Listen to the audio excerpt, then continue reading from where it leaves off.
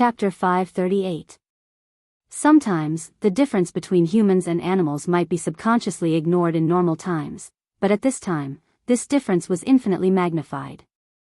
The blue thorny cat was injured by Bing Ling and Bai Shi's joint attack.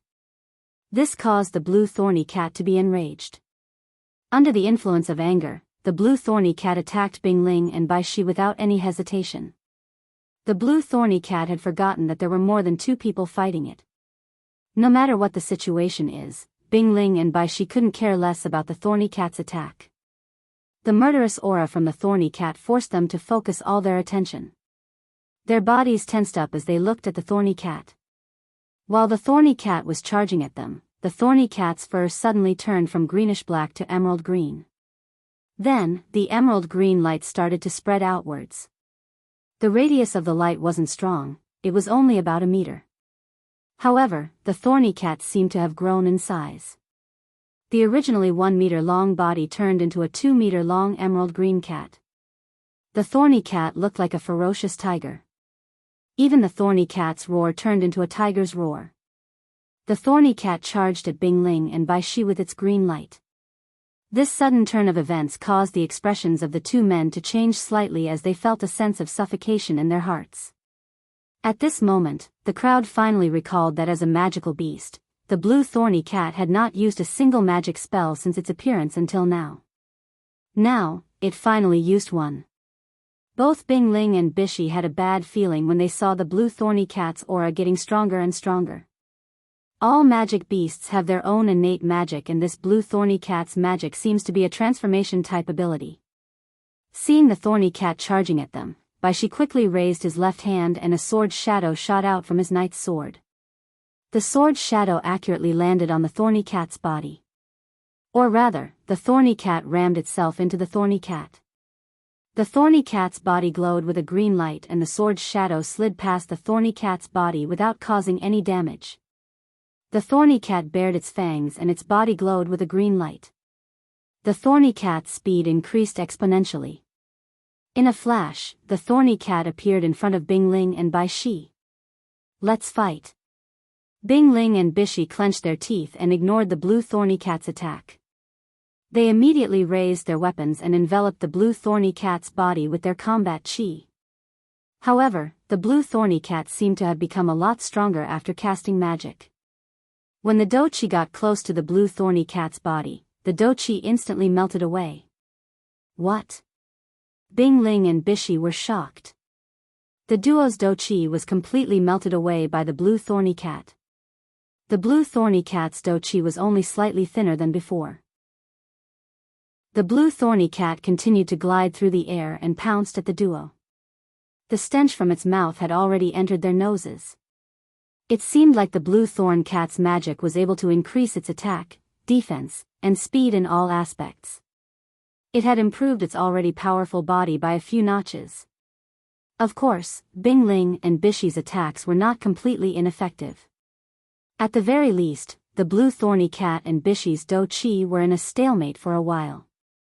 It was enough for Bing Ling and Bai Shi to react. Bizi was the first to react. He quickly raised his right arm and pointed his sword at the green thorny cat. His entire knight's sword glowed brightly. A sharp aura gathered at the edge of the sword. Combat chi surged into the knight's sword. Bizi pressed his left hand on his right hand that was holding the sword. A golden light shot out from the tip of his sword. Golden sword flash. The golden light flashed rapidly.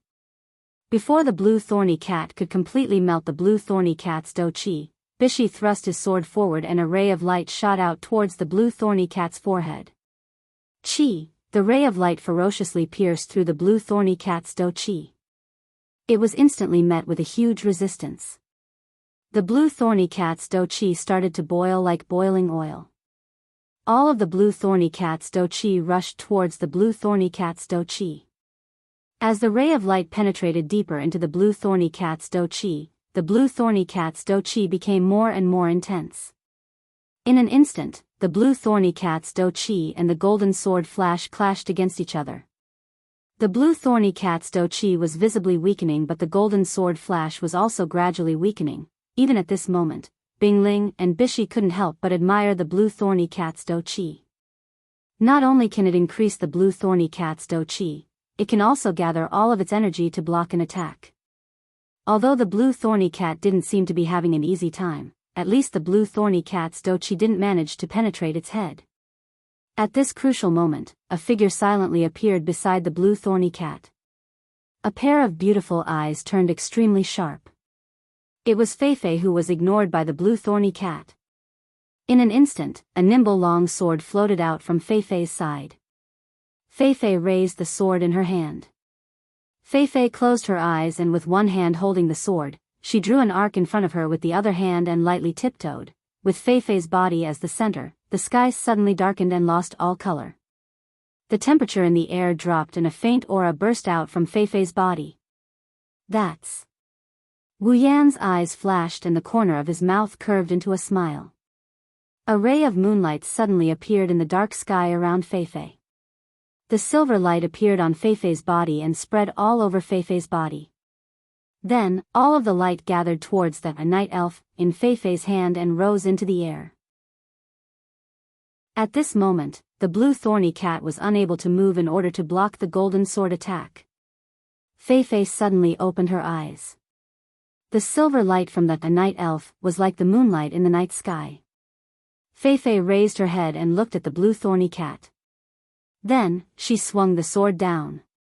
The air froze and a ray of moonlight appeared in the sky. Then, the moonlight condensed together and turned the surroundings into a curtain of night. The crystal clear ray of light was dazzling as it flew towards the blue thorny cat, who was in a stalemate with the golden sword attack. The blue thorny cat could only watch as the ray of light slashed towards it. It couldn't move at all. Its eyes shrunk to the size of a needle and the light in its eyes dimmed. It seemed that its owner had already predicted its fate. Before the ray of light could reach it, the blue thorny cat raised its head and let out a final cry. Then, it was enveloped by the ray of light. Night moon flash, Feifei's cold voice and the blue thorny cat's cry rang out in the night sky. The ray of light on the blue thorny cat's body brightened up the night sky. At the center of the ray of light, the emerald light on the blue thorny cat's body dimmed at a speed visible to the naked eye. Then, the blue thorny cat's 2-meter-long body returned to 1 meter long and revealed its original form. Feifei, Bingling, and Bishi's eyes sharpened when they saw the blue thorny cat's true form. In the next second, the ray of light from the sword, the ray of light from the ice dagger, and the ray of light from the sword landed on the blue thorny cat's body. Bang! The ray of light from the sword, the ray of light from the ice dagger, and the ray of light from the sword struck the blue thorny cat from all directions. The blue thorny cat couldn't dodge the attack at all. No matter how fast the blue thorny cat was, it was useless. The 3 attacks landed on the blue thorny cat's body with a loud bang. Everyone could only see that the blue thorny cat was blasted into the air by Feifei, Bingling, and Bishi's attacks. Its 1-meter-long body was thrown into the air and then it fell back to the ground.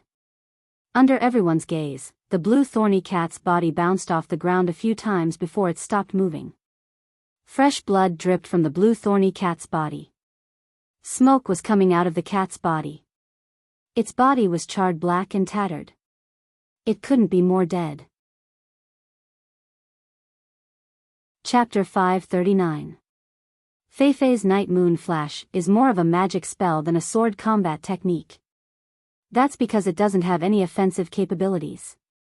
The effect of a Night Moon Flash was to freeze everything that was hit by a Night Moon Flash. No matter what it was, as long as it was hit by a Night Moon Flash, it would be equivalent to being locked in a cage. At the same time, all attacks containing power would be eliminated.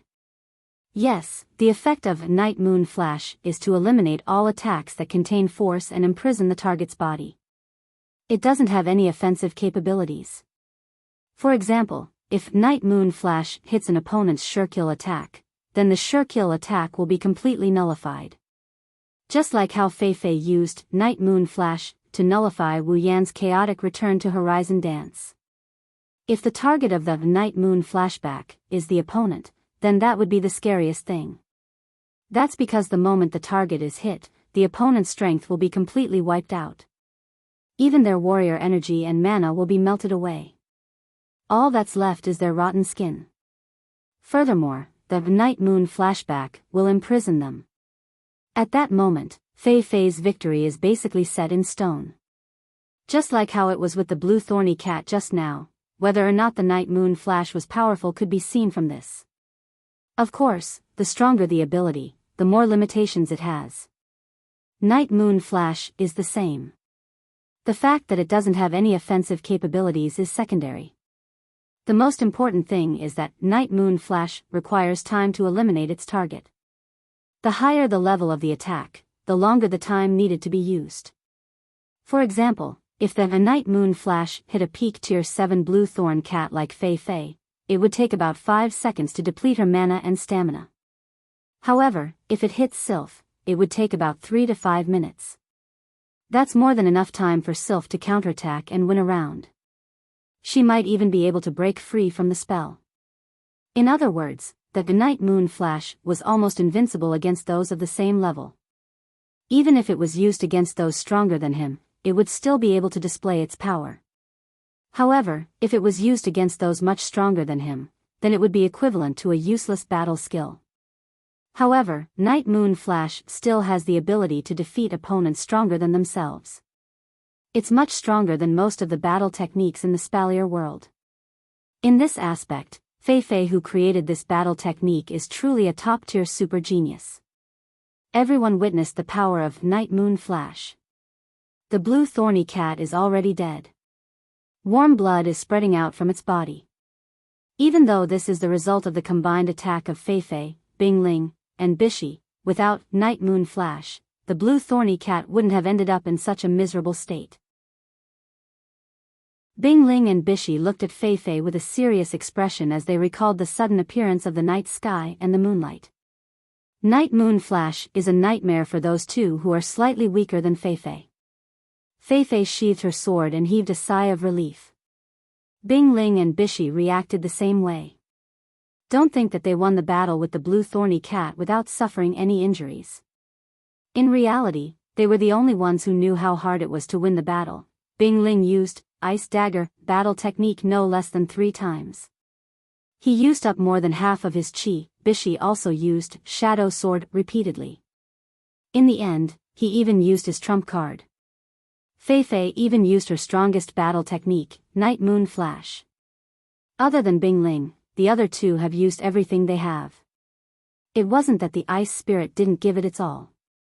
The Ice Spirit's Ice Do Chi was extremely effective in restraining the opponent. However, if it wasn't used on the opponent's speed, it would be used on the Ice Spirit's armament. Even if the Ice Spirit used it, it probably wouldn't be able to reduce the opponent's speed by much. As for restricting the opponent's armament, that's nonsense. Who has ever seen a magical beast using an armament? Before Wu Yan and the others joined the Spalier World Academy, they were ranked top 10. They were extremely talented, but they only won this battle after giving it their all. Their opponent was a magical beast of the same level as them. This battle wasn't ideal. The 3 of them know that the blue thorny cat is a special beast compared to other magical beasts. Its speed and agility are better than most of the other tier 8 magical beasts. This blue thorny cat is even more special.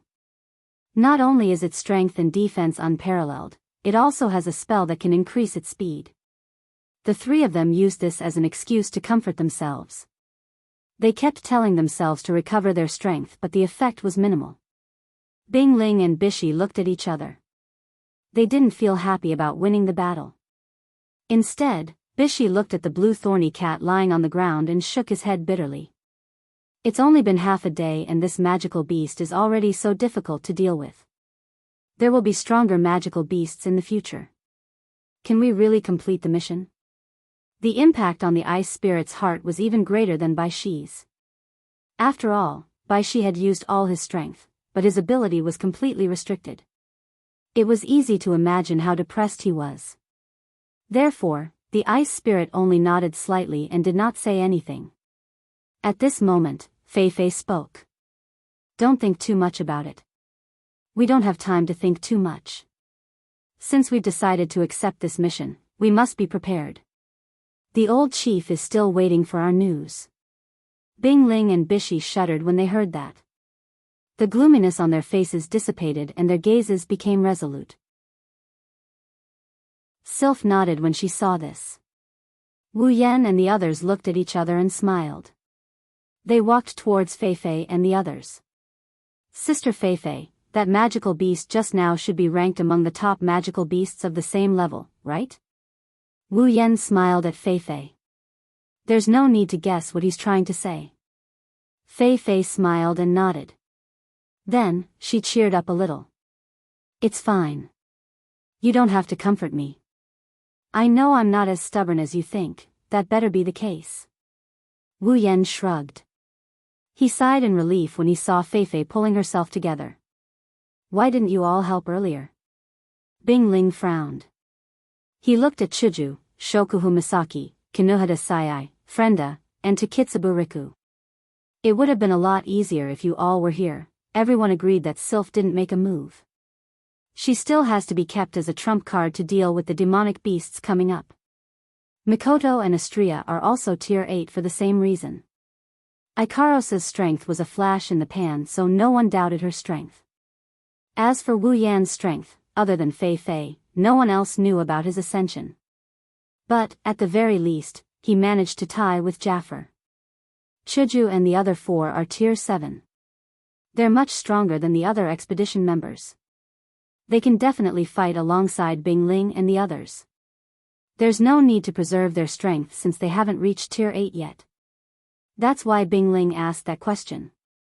However, Wu Yan's next sentence left him speechless. They didn't help because I ordered them to. Wu Yan smiled and looked at Feifei. Sister Feifei, you should quickly recover your Do Chi and leave this place before the sky turns completely dark. Before he could finish his sentence, a few whistling sounds came from above them, interrupting him. Everyone moved and looked around. Many of them were stunned by what they saw. Numerous greenish-black green thorn cats stood on the surrounding trees. Their eyes flashed with a ferocious light as they looked down at the crowd below.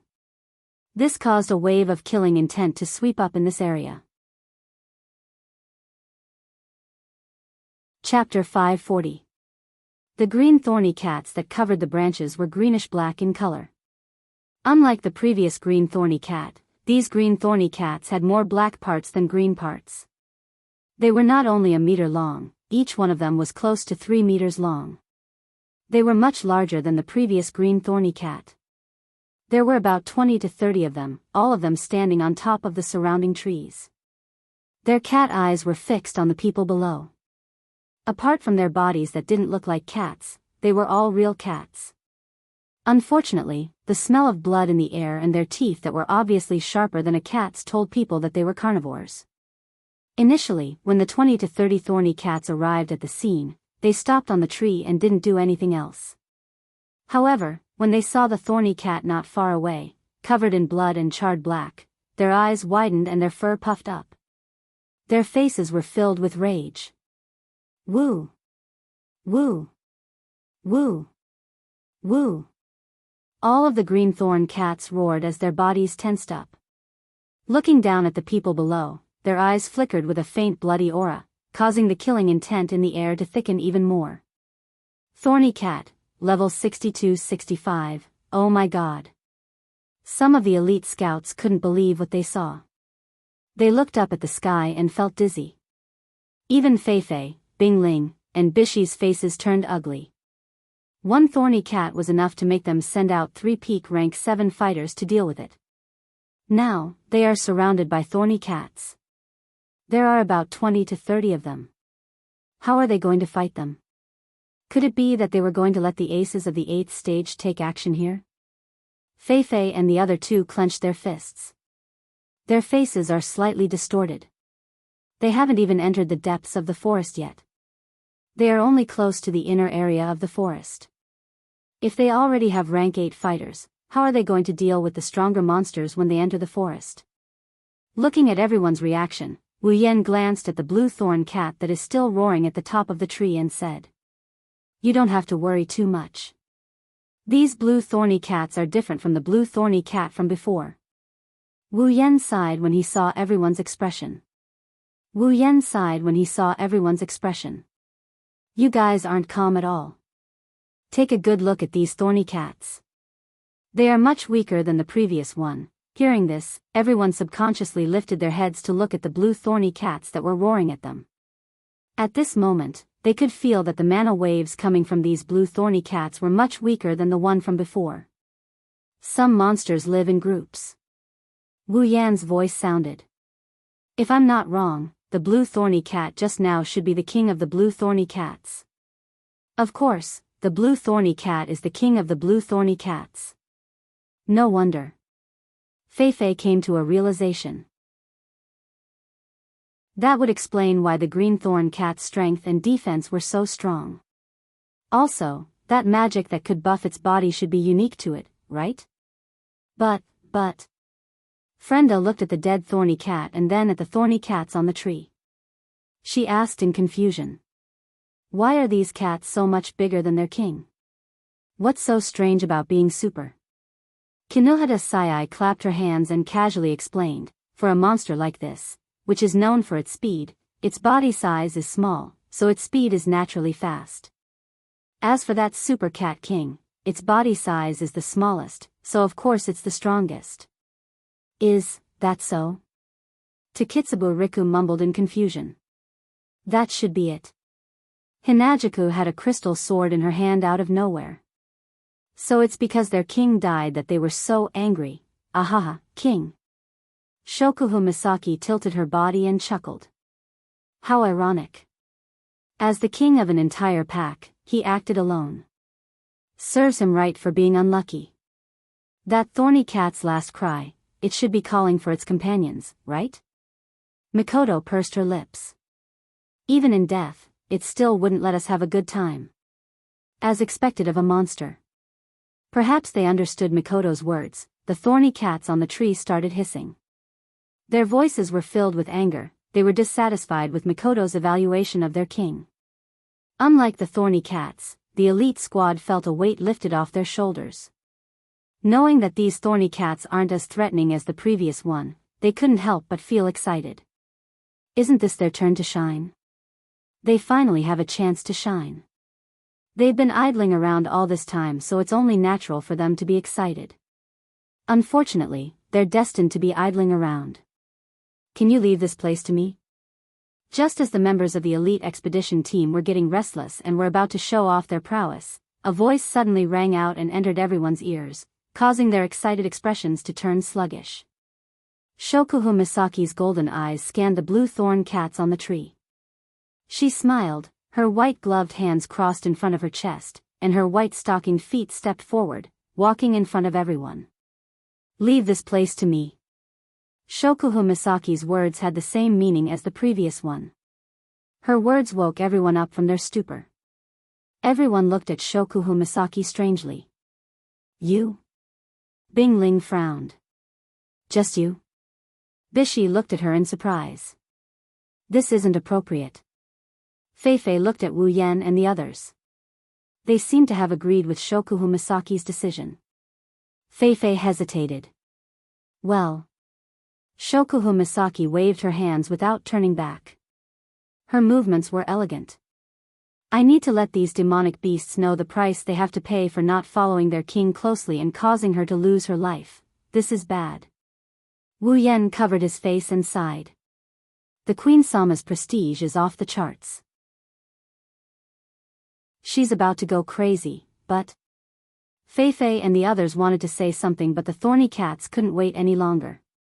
They have lost their king and they can't wait any longer. They want to tear these arrogant enemies into pieces. 20 to 30 green thorny cats scratched their claws, kicked off the branches, and leaped towards Shokuhu Misaki at the same time. Be careful. Fei Fei, Bing Ling, and Bishi screamed out of reflex. But in their line of sight, the thorny cats had already surrounded Shokuhu Misaki from all directions and were about to pounce on her. Shokuhu Misaki slowly pulled out a white remote control from her waist pouch. She aimed it at the blue thorny cats and pressed down on the remote control.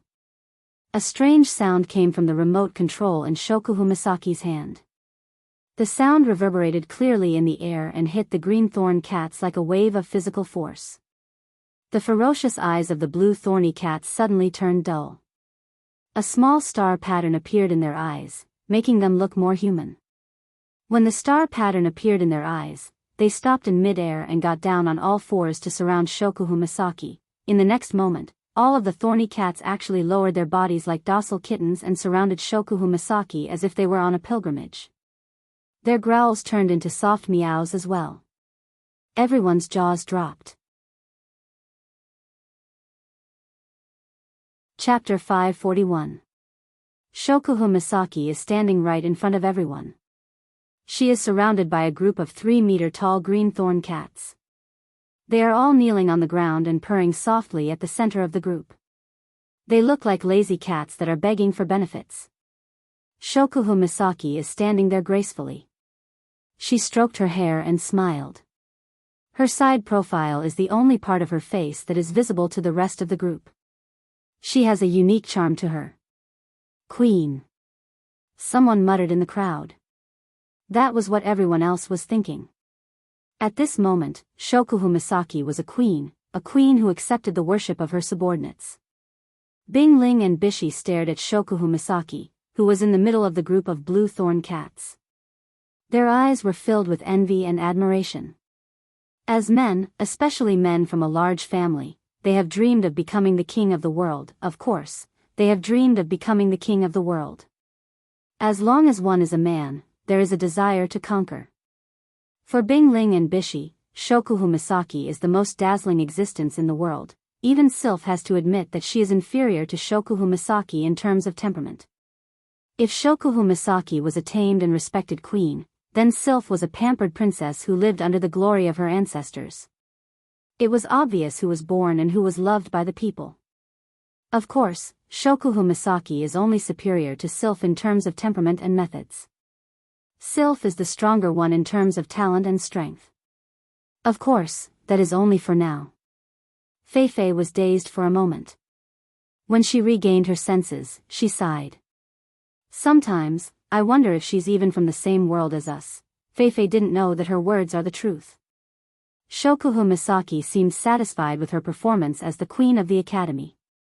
She turned around and walked towards Wu Yan. The blue thorn cats that surrounded her made way for her when she walked past them. If anyone else saw this, they would think that Shokuhu Misaki is the new beast king. Mikoto pursed her lips in disdain when she saw Shokuhu Misaki being escorted by the blue thorn beasts. This woman really likes to play this game.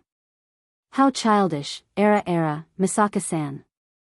Shokuhu Misaki rolled her eyes and smiled at Mikoto. You're wrong. I didn't go around looking for people to fight, and I didn't send out lightning bolts all the time.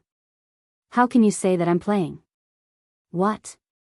What do you mean by that? Mikoto clenched her teeth and turned around, huffing. Are you saying that I'm childish? I didn't say that.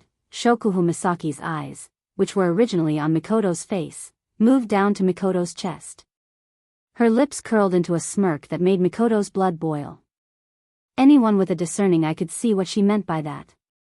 Mikoto closed her eyes. Her small fists were clenched so tightly that they made cracking noises.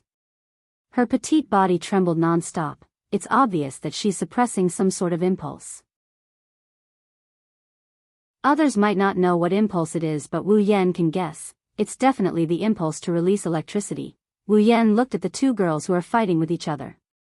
He didn't have much to say about this pair of rivals. He handed Flanderchan to Chuju and turned to Feifei. Feifei, the blue thorn cat king's last screech might have attracted other demonic beasts. You two should hurry up and recover your do chi so we can find a safe place to rest for the night. Then, Feifei looked at the blue thorn cats that were still kneeling on the ground. Wu Yan smiled. Don't worry. It's fine if little Chi doesn't succeed, but once she does, I've never seen anyone who can break free from her control unless she wants to. Feifei sat down on the ground and began to recover her do chi. Bing Ling and Bai Shi also did the same. They were racing against time to recover their do chi so that they could prepare for the rest of the journey. The members of the elite expedition team surrounded the three of them and acted as their protectors. This was the only thing they could do right now. Naturally, they would not slack off. Looking at Fei Fei and the other two who are sitting cross-legged on the ground with their eyes closed, Wu Yan pursed his lips and shrugged helplessly. He asked in a soft voice. Why don't we borrow the help of some items? As the pillars of the three great houses, don't you have items that can help you recover your douqi? Chuju rolled her eyes when she heard Wu Yan's words. Do you think that items that can restore douqi and mana are cabbages? Even for those big clans, these things are cabbages. At this time, they need to save as much as possible. There will definitely be a time of danger later. At that time, if these things are not enough, then it will be terrible. Shokuhu Misaki shook her head and gestured to Chuju. Chuju, you don't have to tell him that. He is a nouveau riche with the system's item list and tens of millions of item points. He won't understand. That's true. Hinajaku nodded in agreement. Wu Yan shut up and he didn't say anything else. In the Spalier world, the recovery speed of douqi and mana depends on the cultivation method or mana extraction method used. The higher the level of the cultivation method, the better the recovery speed. Fei Fei, Bingling, and Bishi are the core members of the three great houses of Ailu Empire. Their cultivation methods are among the best in the Spalier world. It took them about 5 minutes to recover their douqi. Wu Yan nodded when he saw Fei Fei and the other two have recovered. Let's go. It's not too late yet. Let's hope we can continue our good luck and find a place to rest. Otherwise, we won't have a good time tonight. Okay. Fei Fei, Bingling, and Bishi nodded. Sylph didn't object. The four leaders agreed and the expedition party had nothing else to say. They packed up and headed deeper into the behemoth forest. What they didn't notice is that with Wu Yan and Ko's outstanding performance, the people here are already subconsciously thinking of Wu Yan and Ko as their leader. A few dozen miles can be covered in the blink of an eye for those who are at least tier 7. In order to find a place to rest before nightfall, everyone's speed is much faster than before. In less than half an hour, they've traveled about 10 miles into the forest. The behemoth forest is a habitat for demonic beasts. There are very few places that are suitable for humans to rest in. It's fine when there are only a few people, they can just find a piece of land and occupy it. But when there are a lot of people, it's troublesome. Without a wide enough space, it's hard to move around in the forest. Although everyone knew that it wouldn't be easy to find a suitable place for nearly 100 people to stay, they didn't expect it to be so difficult. In the next hour, they circled around the area several times, but they still couldn't find a suitable place. During this time, they also encountered a lot of demonic beasts, but in order to avoid trouble, Shokuhu Misaki immediately took out a remote control every time they encountered a demonic beast. This saved them a lot of time and effort. Just as the sky was turning yellow and dusk was approaching, a rather large mound finally appeared in front of everyone's eyes, causing them to be overjoyed. This is a good place. If we set up camp here, not only will we have a clear view of the surroundings, it's also easy to defend and hard to attack. Wu Yan nodded in satisfaction. He turned to Fei Fei and the others and said, "Let's set up camp here." Okay. Fei Fei and the others replied. They then sent their subordinates to clean up the area and set up a place to rest for the night. Chapter 542. The area of the mound is relatively wide. The top of the mound can accommodate no less than 100 people. The lower part of the mound is enough for people to rest. The height of the mound is also about 10 meters. Even if a demonic beast appears, it would be easy to spot it if they stood on top of it. If they set up camp here, they would be able to deal with almost any situation as long as some of them were on night watch. Moreover, the high ground was easy to defend and hard to attack. It was their luck to have found such a place. The elite expedition team patrolled around the mound and after finding no traces of demonic beasts, they set up their tents. At the highest point of the mound, the elite expedition team set up 10 tents. This was for Sylph, Fei Fei, and Wu Yan's group to rest. Logically speaking, the highest point should be where the leaders of the expedition team rest. Wu Yan's group joined the expedition as outsiders. It was already good enough that they weren't allowed to set up their own tents, let alone share a place with the 4 leaders. That's how it should be. However, even though the 10 of them didn't all fight today, they still managed to impress the other members of the expedition team. There are also a few experts on the same level as Sylph in the expedition team. They will have to rely on this group for the upcoming battle. The elite expedition team thought for a bit before they decided to set up Wu Yan and Ko's tent at the highest point of the camp. The place slightly below the highest point was where the elite expedition team was supposed to be. Interestingly, during the process of setting up the tents, the members of the expedition team showed an unusual excitement. They seemed to have entered a strange state. Every one of them set up their tents with great speed and excitement. They were so happy that they almost started singing. This made Feifei, Sylph, and Wu Yan's group look at each other. After spending an entire day in the behemoth forest, the members of the expedition team were basically useless. They didn't need to fight, they couldn't join in the conversation, and even when they voted, they followed Feifei and the other 3's lead. 100 powerhouses of the 7th order were reduced to the point of idling. Only they themselves knew how sullen they felt. Now, it's finally time for them to be put to use. That's why the expedition team was so excited. 100 7th order powerhouses actually showed such a strong fighting spirit for something as simple as setting up a tent. It's unexpected, pity, however, it was precisely because of their unusual enthusiasm that all the tents were set up before the sun had completely set and the sky was completely dark. On the entire hill, the tents were set up in great numbers. It was quite a unique atmosphere. At this time, the curtain of night also slowly descended. In front of one of the tents on the mound, a bonfire was slowly burning, illuminating the tent. Wu Yan was sitting next to the bonfire, holding a few iron rods in his hand. On the iron rods were skewered pieces of meat. It's obvious that he's roasting meat. Skillfully twirling the iron rods in his hand, he sprinkled some seasoning on the meat. Wu Yan sighed sadly. I have so many wives, but all of them rely on me to cook. In this world, is there anyone sadder than me? If there is, please let me know so that I can worship you. Hearing Wu Yan's words, Ikaros, who was holding a bunch of seasoning, couldn't help but whisper. Master, I can do it too. You've said that no less than 10 times already, Ikaros.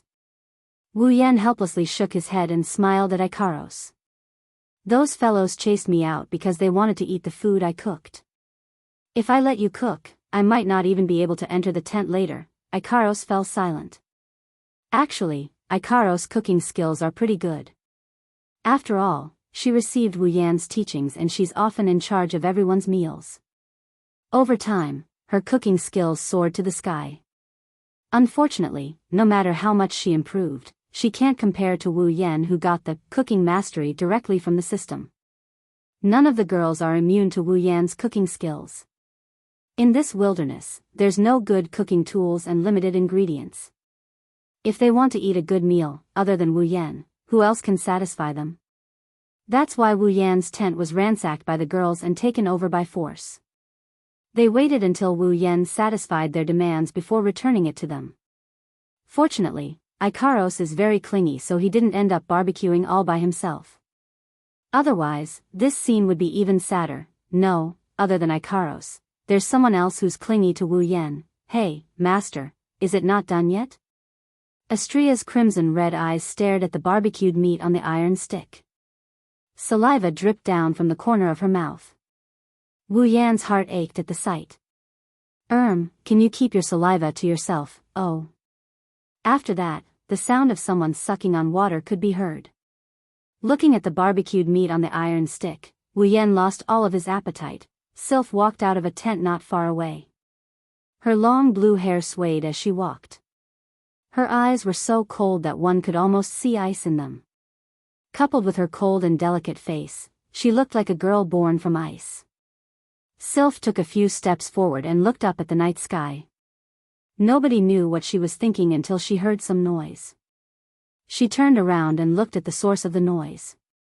It was Wu Yan, Ikaros, and Astria. When she saw the three of them, Sylph's expression turned serious. After some hesitation, she walked towards Wu Yan's direction. Suddenly, Sylph stopped. Her icy blue eyes shrunk. Her expression that hasn't changed for thousands of years showed a hint of shock. She blinked in disbelief and stared at Wu Yan's direction. To be more precise, she was staring at Wu Yan's direction. Sylph's gaze landed on Wu Yan. She looked at Wu Yan's hand that was holding the iron stick. There's a pure white ring on that hand. It's one of the 3 rings that Wu Yan brought back from the treasure hunt. It's the white ring that represents authority. How can this be? Sylph frowned after she made sure she didn't see wrong. Sylph looked up at the night sky and she glanced at Wu Yan, who was still messing around with Astria. She lowered her head and she mumbled something before she slowly retreated. On the other hand, Wu Yan didn't know that Sylph's expression changed due to the ring he got from the treasure hunt. He didn't know whether to laugh or cry as he looked at the scene in front of him. Hey, it's not like there's nothing left. Eat slowly. Wu Yan found it funny when he saw the girls wolfing down the food. He didn't know if they could survive without him. It's been a long time since I last tasted it, of course I have to eat more. Mikoto's mouth didn't stop, her words were crooked and it took him a while to decipher what she was trying to say. I think it's been less than a day since I left. Wu Yan narrowed his eyes and sighed. Yeah, it's been less than a day for us, but you seem to be enjoying yourself. Shokuhu Misaki looked at Wu Yan with a half-smile. When are you going to introduce us to new sisters? The air suddenly froze. Pairs of dangerous gazes landed on Wu Yan. Wu Yan smiled awkwardly. He glanced at Shokuhu Misaki, who was gloating at his misfortune. Wu Yan was furious. Shokuhu Misaki, if I don't teach you a lesson, you won't know who's in charge. Chapter 543. As time went by, it was already very late at night. On the small hill, everything gradually calmed down. Everyone went into their own tents and started to rest. Only the footsteps of the night watchers and the sound of the bonfire could be heard on the small hill. Unfortunately, the night watchers were too focused on guarding against external intruders that they forgot to guard against internal intruders. At the highest point of the small hill, there were a few large tents. A black shadow suddenly flashed out from one of the tents. With extreme speed, it avoided all the eyes and shuttled back and forth in the dark night, bringing with it a gust of wind that blew towards the bonfire. In the end, it entered another tent. That tent belongs to Shokuhu Misaki. Wu Yan and Co. are staying at the top of a small hill. However, unlike Fei Fei, Sylph, and the other girls, they didn't have their own tents. Other than Wu Yan, the other girls had their own tents and they slept in the same tents as them. The reason why I used the word almost was because among these girls, there was still one who insisted on sleeping alone in a tent. This person was of course our most prideful Her Highness the Queen. The wolf that just entered the tent let out an eerie chuckle when he saw Shokuhu Misaki sleeping on her blanket. The chuckle wasn't loud, but Shokuhu Misaki heard it all. She frowned as if she was dissatisfied with the sound of the wolf's laughter. Her eyelids fluttered and she slowly opened her eyes. Shokuhu Misaki realized something was amiss when she regained her consciousness. She quickly sat up and looked at the entrance of her tent. A black shadow entered her vision and she almost screamed in shock. You! Shokuhu Misaki's eyes turned cold when she saw someone sneak into her tent. She was about to turn the intruder into an idiot when she heard the familiar voice. Shokuhu Misaki's heart skipped a beat and her cold gaze disappeared. Aya, as expected of Jusalma. Someone chuckled. Shouldn't a girl scream and shout something like, "There's a pervert," and then act out a scene of a girl chasing a guy and the guy running over the wall? Hearing this, Shokuhu Misaki puffed up her chest in annoyance. Little Yen, do you really think I'm that kind of girl? Indeed. Wu Yan rubbed his chin and he mused. A normal girl would ask a stranger who barged into her room, "What are you doing here?" or something along those lines. After all, it's a man and a woman who are alone together. Shokuhu Misaki had a bad feeling when she heard Wu Yan's weird explanation. She felt a bad premonition coming from her heart. Why are you looking for me? Shokuhu Misaki had a bad feeling about this. Her instincts are telling her that this person doesn't come with good intentions. Wu Yan chuckled coldly. He looked at Shokuhu Misaki and said angrily. Jusama, it seems like you've been ruining my plans a lot lately. Shokuhu Misaki was stunned. She was smart enough to understand why Wu Yan came looking for her. In other words, he's here to restore his position as her husband. Thinking of this, Shokuhu Misaki's bad feeling intensified. Instinctively, Shokuhu Misaki giggled to cover up the panic in her heart. I'm here because I miss you so much, I see. Wu Yan chuckled. It's obvious that he didn't listen to Shokuhu Misaki's words. But I didn't come here to listen to your explanation, Jusama. Shokuhu Misaki's smile froze on her face. Based on her understanding of Wu Yan, there's only one thing that can achieve his goal of reinstating her husband's authority. This is the right time, the right people, and the fact that he didn't care about the geographical advantage. There's only one thing that can achieve his goal of reinstating her husband's authority. Shokuhu Misaki forced a smile that's uglier than crying. She weakly said. Yen-sama, I know I was wrong. I know I was wrong. Since her lady queen had admitted her mistake so straightforwardly, it was only natural that she had guessed what a certain someone was planning to do here. Thus, she would rather put down her pride and beg for forgiveness from the man before her than let her pride be toyed with by a certain someone for an entire night. Furthermore, it was at this time and place. Unfortunately, her words still went in one ear and out the other. Wu Yan's face turned as dark as the bottom of a cauldron when he recalled how he almost ended up with a knife. He looked at Shokuhu Misaki's panicked expression. Wu Yan pounced on her. Shokuhu Misaki panicked. She tried to get up from the blanket in an attempt to avoid the hungry wolf. But before she could get up, she was pressed back down onto the blanket by a weight that came from above. Shokuhu Misaki has a great body. Only Ikaros and Astria can surpass her. Wu Yan felt a soft sensation in his heart when he pinned her down. You bastard. Let go of me. Shokuhu Misaki panicked. She started squirming around in fear. However, her movements didn't manage to get her out of Wu Yan's grasp. Instead, Wu Yan reacted by pressing a hard object against her body. Shokuhu Misaki froze up and didn't dare to move anymore. But, just because Shokuhu Misaki didn't move doesn't mean Wu Yan is going to let her go. Yen-sama. We are in the wild, we are in the behemoth forest. Shokuhu Misaki cried out in pain. The wild isn't that bad, I've never tried the wild before. Wu Yan licked his lips and revealed a smile that made Shokuhu Misaki shiver. We have to give it a try, right? Shokuhu Misaki shook her head and she gulped. She forced herself to calm down. She tried to reason with Wu Yan. Little Yan, don't forget, we still have a very important matter to attend to. We still have to travel tomorrow and the matter of the Beast King hasn't been decided yet. We should focus on the bigger picture, we shouldn't be fooling around. Little Yan, you are a sensible person, I'm sure you wouldn't do something like this, right? Oh, I see. Wu Yan pretended to think for a bit. You're right, the matter of the Beast King is a big deal, right? Shokuhu Misaki seemed to have seen a glimmer of hope for survival. She spared no effort in trying to convince Kirito to stay alive. With our relationship, we still have a long way to go. We can do something private like this anytime. However, the matter of the Beast King is a big deal. We have to put off our private matters for now. This is what a man should do. So, Yen-sama, we should deal with the bigger picture first before we deal with our private matters, right? Shokuhu Misaki flashed Wu Yan a charming smile.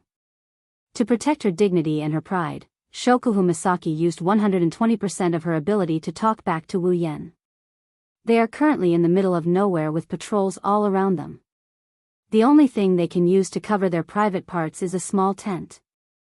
If Wu Yan were to do something to her here, knowing Jusama's personality, she would probably spend the whole night trying to please the werewolf in front of her. Shokuhu Misaki also knew the shameless bastard on top of her. She knew that if she couldn't escape from him tonight, he would use all sorts of methods to humiliate her. For example, he would make her moan loudly, make her moan with all her might.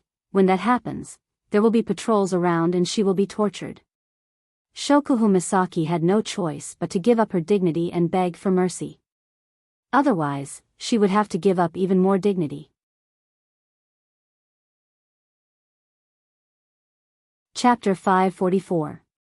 One has to admit that Shokuhu Misaki's thinking is very good, and she's also very eloquent. She's able to come up with such a good reason in such a short time. However, Shokuhu Misaki seems to have forgotten a crucial factor. The person she is in close contact with is not easy to fool, especially when there are benefits to be had. Jusama. Just when Shokuhu Misaki thought she could get away with it, Wuyan mercilessly shattered her delusions. I think that compared to the so-called big matter, it's better to solve this private matter as soon as possible. Otherwise, it's not a good feeling to be kicked in the back by your own wife every time. That's right, I don't think so. Shokuhu Misaki's body trembled as she begged. There won't be a next time, so please forgive me this time. Wuyan smiled. It was a bright smile, but it made Shokuhu Misaki's heart sink. Looking at Shokuhu Misaki's beautiful face, Wuyan's smile turned cold. Do you think I'll believe your nonsense? Every single time, it was at this moment that you were willing to beg for mercy, but afterwards, you didn't hesitate to hit me when I was down. Anyway, with your personality, you will definitely try to take revenge on me. Why don't I teach you a lesson right now? Wuyan didn't want to listen to her anymore. He placed her hands on top of her head and grabbed one of her boobs with his other hand. The next moment, the softness that countless men dream of, spread from Wuyan's palm. Ah! No! Amidst a gasp of surprise, Wuyan's hand came in contact with those plump and bouncy peaks. Those huge peaks that he couldn't grasp with one hand fell gently into his palm. Firm and soft, it's infinitely beautiful.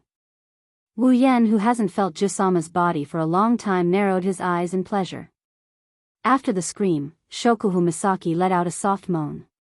Her voice weakened as she felt her breasts in Wuyan's hand. Shokuhu Misaki's expression changed, her body became hotter and weaker, all her strength was drained away. Shokuhu Misaki's moans were like the prelude to everything. Wuyan's blood started boiling and he started rubbing her plump breasts with all his might. Ah! Shokuhu Misaki moaned when Wuyan toyed with the most sensitive part of her upper body. Her eyes were so moist that they looked like they could drip water at any moment. She stared at Wuyan's face with a blank expression. No. Not here. I beg you, Yen-chan. Shokuhu Misaki sobbed as she begged Wuyan for mercy. Her chest is her weakness. If Wuyan can get his hands on her weakness, Shokuhu Misaki wouldn't be able to fight back. She had no choice but to beg for mercy. At this moment, Shokuhu Misaki regretted it. She regretted teasing Wuyan. In the end, Wuyan only got the cold shoulder while she was punished. Outside the tent, the bonfire was still burning brightly, it dyed the tent red. Under the red light, Shokuhu Misaki's beautiful face exuded an enchanting charm. Her delicate skin, soft lips, and firm breasts made Wuyan unable to stop himself. His hands started to rub her breasts even more. However, things have to be done step by step. It's not good to rush things. Otherwise, Wuyan will die of depression before he reaches the final step. As if he's exploring something, his palm gently traced the shape of those towering peaks. The fullness that can't be grasped with one hand morphed into all sorts of shapes as he needed. His fingers carelessly glided over the peaks as he slowly climbed up to the peak. Then, he grabbed the softness that can move one's heart as he lightly pressed and pinched. Ah, Shokuhu Misaki couldn't help but let out a sweet moan. Her body seemed to be several times more sensitive than usual, causing her mind to go blank. Her body and mind were assaulted by an inexplicable sense of excitement and shame. Shokuhu Misaki could see the patrolling figures outside the tent. She knew that if she made too much noise and they heard her, they would most likely barge in. When that time comes, Shokuhu Misaki's eyes trembled. She didn't dare to think about it anymore. She begged for mercy even though she knew her efforts were futile. She begged for mercy, but the softness from the deepest part of her body was quickly eroding her will to resist. She knew she didn't want to do this, she knew her body shouldn't be doing this, but she couldn't stop. Her last bit of strength dissipated in an instant. In front of Wu Yan, not only did it have no effect, it was like he was teasing her and encouraging her to continue. Ugh! Why is it always like this? Shokuhu Misaki's face was covered in tears. Slowly, Shokuhu Misaki's eyes turned watery. She couldn't even complete her sentence. Her voice was monotonous as she collapsed under Wu Yan's body. Her face was flushed red and her skin was dyed a beautiful crimson. She had no other choice. As the most rational girl in Wu Yan's crystal palace, she has lost all of her luxuries. No, not only her rationality, even her strength to resist is almost gone. Shokuhu Misaki couldn't resist any of Wu Yan's actions. Ugh! A sudden stimulation made Shokuhu Misaki moan. That's because Wu Yan's hands were on her breasts. Under Wu Yan's guidance, a pair of big hands started rubbing her boobs. Shokuhu Misaki's breathing quickened as the hands rubbed against her breasts. Ugh! Shokuhu Misaki tried to hold her breath, but when she opened her mouth, it was like a rabbit that just broke free. Shokuhu Misaki used her last bit of consciousness to clench her teeth. She tried her best not to be too loud. Ah! Suddenly, Shokuhu Misaki screamed. Following her scream, a piece of clothing that was supposed to be on her body flew into the air and landed on the ground. Shokuhu Misaki's clothes left her body and she felt a chill in her head. She regained some of her consciousness and her body trembled as she moaned. Arg! Let me go this time. Wu Yan looked at Shokuhu Misaki in shock. He continued to rub her breasts and said, "You still haven't given up." Shokuhu Misaki whimpered a few times and said with a red face. "Then at least wait until we get back, I say, Jusama." Wu Yan sighed and shook his head. "Do you think you've ever succeeded in resisting me?" Shokuhu Misaki froze. She recalled that ever since she met Wu Yan, she has never succeeded in resisting him. Even when they first met, she was led by the nose. Shokuhu Misaki's face was covered in tears again. It turned out that the brilliance of his entire life had all been ruined here. No. No. I am the queen. The queen of Tokuwadai. The queen of Spalier World Academy. How can I admit defeat like this? At least let me succeed in resisting him once. Shokuhu Misaki screamed in her heart, but soon, she screamed again. This time, it was accompanied by 2 pieces of clothing. Chapter 545. Gazing at her perky breasts, they're lying flat on the ground but they're perky and firm. Maybe it's due to the intense stimulation, they're glowing with a beautiful red hue. Wu Yan's wine-red eyes gradually turned heated as he stared at her. Shokuhu Misaki's resistance was completely destroyed by this sudden stimulation. She didn't even have the chance to think twice before she died. Ha ha ha. Ha ha ha. Ha ha ha. Ha ha ha. Ha ha ha. Ha ha ha. Ugh. Ugh. Shokuhu Misaki gasped for air. She didn't know where she got her strength from, but she tightened her body. Her waist was 5 centimeters off the ground. It was as if she was giving Wu Yan her most precious treasure. The person on top of her kept caressing her most sensitive parts. The intense pleasure was transmitted directly to her heart. This wasn't the first time Shokuhu Misaki experienced this sensation, but every time she experienced it, she couldn't help but fall into it. She longed for what was about to happen next. This thought caused her to be in a dilemma every time she did it. Ugh. No. Her body started to disobey her, her heart was pounding non-stop. Shokuhu Misaki tried her best, she tried her best not to cry out, but the effect was unbearable. Unknowingly, Shokuhu Misaki fell into the control of pleasure. Wu Yan pressed his body down a little, he continued to perform Taiji fist on Shokuhu Misaki's perky breasts. Wu Yan's body started to heat up. Wu Yan couldn't hold it in any longer, he buried his head between her breasts.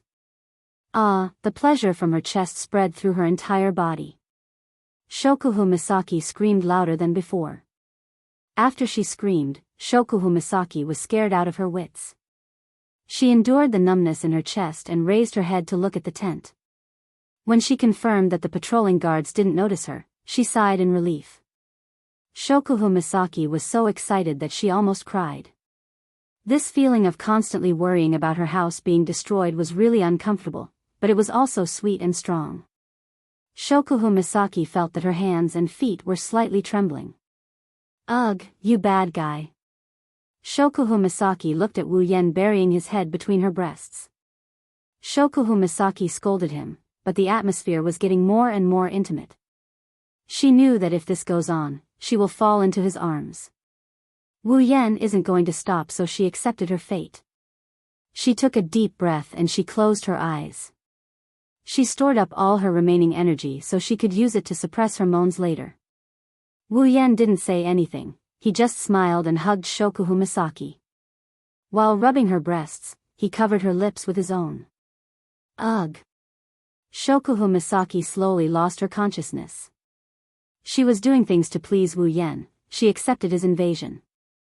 After a long time, her lips finally parted. Her eyes were watery. Wu Yan's heart heated up when he saw Shokuhu Misaki's seductive look.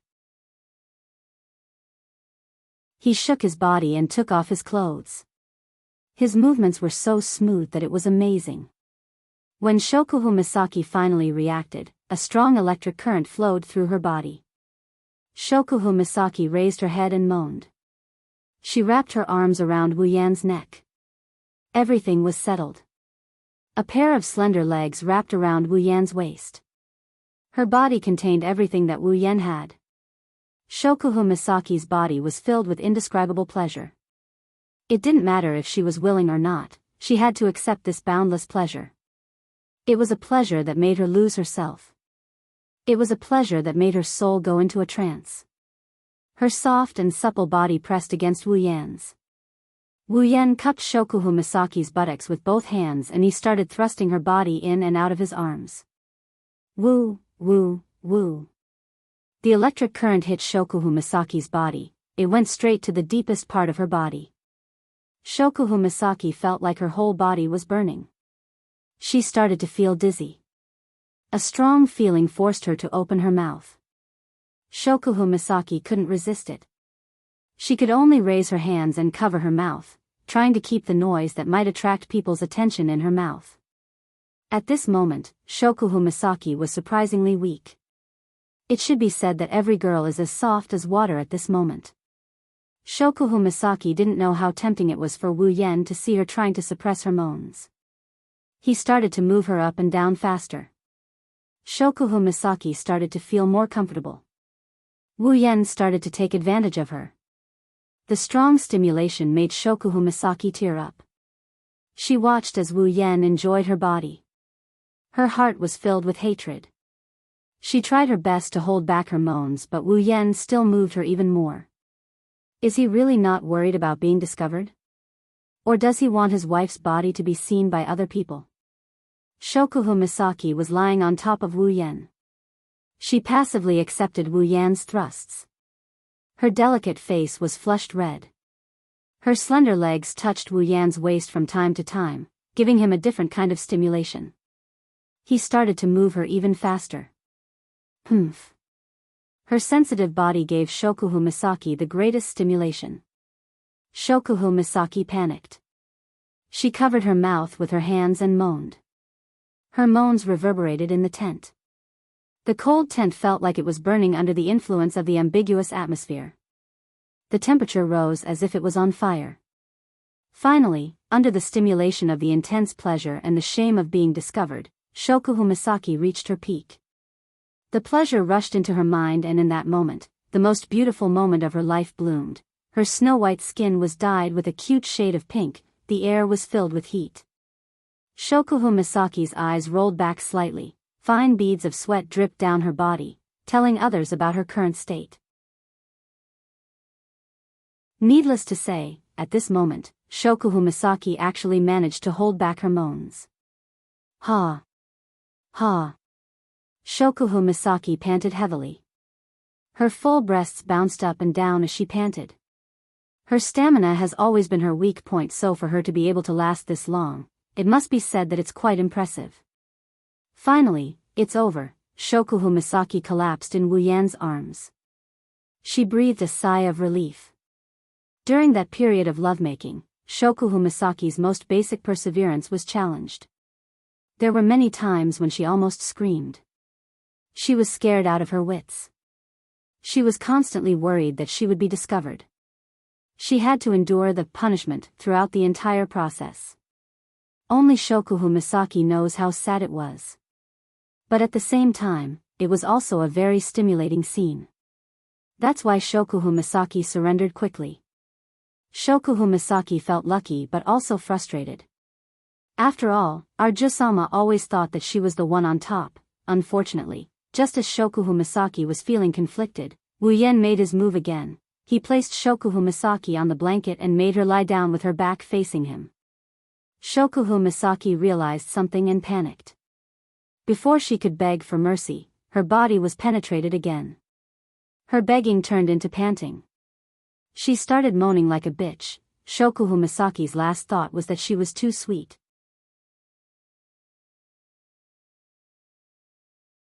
Chapter 546. The next day, the sunlight shone into the small hill and onto the tents. The people who had rested here for the night came out of their tents one after another. They packed up their things and extinguished the bonfire. They were ready to continue on their journey. Feifei, Sylph, Bingling, and Bishi came out of their tents early in the morning. They gathered together to discuss their next course of action. Chuju, Mikoto, Ikaros, Flandrachan, Astria, Kinohada Sayai, Frenda, and Takitsubu Riku are having fun with each other to pass the time. They are probably the only ones who can have fun in this kind of environment. The elite expedition team members are constantly worrying about when they will die in the jaws of demonic beasts. Feifei and the others are also thinking about whether they can complete the mission and whether there will be any danger ahead. They are not like Chuju and the others who are here for a field trip. It is fortunate that Chuju and the others aren't members of the elite expedition team. They were asked to tag along. Otherwise, Feifei and the others would have a headache. Even the elite expedition team members would be dissatisfied. Of course, if it wasn't for the fact that they are strong enough, these people would definitely protest and not allow anyone to drag them down.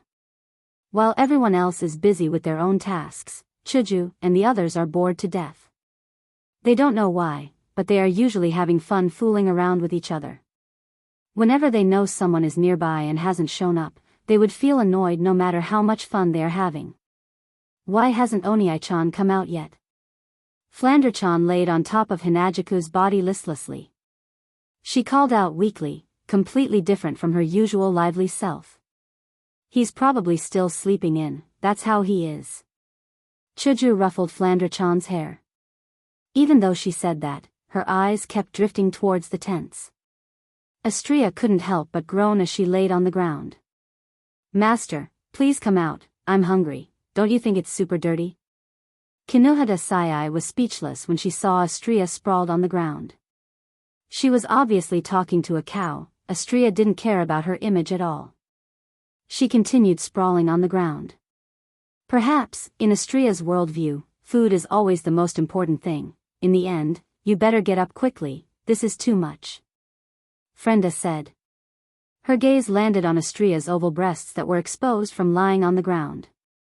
Her eyes flashed with envy, jealousy, and hatred. Unlike the other girls who were chatting, Ikaros and Takitsubu Riku didn't take the initiative to speak. They only answered a question or two when Chuju and they spent the rest of their time staring at the tents, hoping to see a familiar figure walk out. As time passed, the most impatient Mikoto finally couldn't wait any longer and stood up. I'll go wake up that lazy bastard. Can't you just super ignore him? Kinohada Sayai waved her hand nonchalantly. It's not like he'll be super tired if he doesn't super wake up naturally. Might as well super sleep him to death. Frenda shook her head when she heard Kinuhada Sai's malicious words. She glanced at Wu Yan's tent and turned to look at the other tent. She scratched her beret in confusion. It's fine if that guy isn't awake, but why isn't Shokuhu awake yet? She should be drinking tea by now. Frenda's words caused all the girls present to react, and a thought flashed through their minds.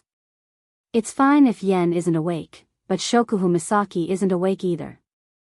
Mikoto narrowed her eyes. Something's not right, it's not like that woman. Even Mikoto, who hated Shokuhu Misaki the most, felt the same way, let alone Astria, Kinuhada Sai, Frenda, and Takitsubu Riku, who spent a lot of time with Shokuhu Misaki at the Spalier World Academy. Frenda touched her face, tilted her head, and suddenly said something shocking. Say, Shokuhu didn't get up, could it be because of that guy? Or, could it be that the two of them were in the same tent? The girl's expression froze. Other than Flanderchan, 7 pairs of eyes looked at the 2 tents. Those are Wu Yen and Shokuhu Misaki's tents. Takitsubu Riku hesitated for a moment. She looked like she was struggling with something. It didn't take long before she weakly defended Wu Yen. I don't think so, this is the wilderness and we have important things to do. Even if it's him, he wouldn't choose to do it at this time. Takitsubu Riku's face blushed. Combined with the fact that she might say, choose to do it at this time, it's hard to imagine. However, Mikoto's lips curled into a cold smile when she heard Takitsubu Riku's words. Do you really think he wouldn't choose to do it at this time? With his personality. Takitsubu Riku opened her mouth as if she wanted to defend Wu Yen, but in the end, she couldn't say anything. It seems like even Takitsubu Riku, who is always on Wu Yan's side, doesn't dare to vouch for Wu Yan's personality. Or rather, she vouches for Wu Yan's moral integrity. Chuju and Mikoto looked at each other. They looked at the 2 tents in the distance and thought about the possibility of Frenda's words. The more they thought about it, the more likely it is. Their beautiful faces darkened. Just as they were about to barge into the tents, Wu Yan's figure finally appeared. His appearance made Chuju and Mikoto's gloomy faces even darker. That's because the tent Wu Yen came out of is Shokuhu Misaki's tent. Wu Yen, who looked like he just drank 2 caddies of erguotu, murderous aura. As soon as he said that, 2 figures appeared in front of him, giving him a big fright. When he got a good look at the 2 figures, he let out a sigh of relief. But then, he raised his guard again. That. Wu Yen smiled awkwardly and raised his hand. My 2 heroines, can you not look at me like that? I'm scared. Hinajuku and Mikoto smiled at him, but there's not a hint of a smile in their smiles. Hey, Yen, can you tell me? Mikoto's bangs fluttered. That's a sign that she's about to fire. Do you know why you came out of that woman's tent? Oh, so that's what it is. Wu Yen relaxed and rolled his eyes at Chuju and Mikoto. And here I thought it was something serious. That scared me to death. Chuju's mouth twitched. How can you answer our questions in such a nonchalant tone? Ha. Wu Yen looked at Hinajuku strangely. There's nothing to be concerned about. Is there a problem with sleeping with my wife? Hinajuku and Mikoto glared at the nonchalant Wu Yen. The table of their hearts was flipped 100 times in a row. What's the problem? It's a big problem. Mikoto gritted her teeth and glared at Wu Yen. Do you know what time, place, and situation you're in? You're doing such a shameless thing here and you're still so nonchalant? Mikoto's words made him speechless. It's because of this time, place, and situation that I have to do this. Otherwise, I won't be able to sleep well at night. You. Chuju and Mikoto were stunned. Wu Yen glanced at Hinajuku and then looked at Mikoto before he punched his fist into his palm. Are you guys jealous? Jealous. Chuju and Mikoto's faces turned red. Wu Yen teased. How about I sleep at your place tonight? No need.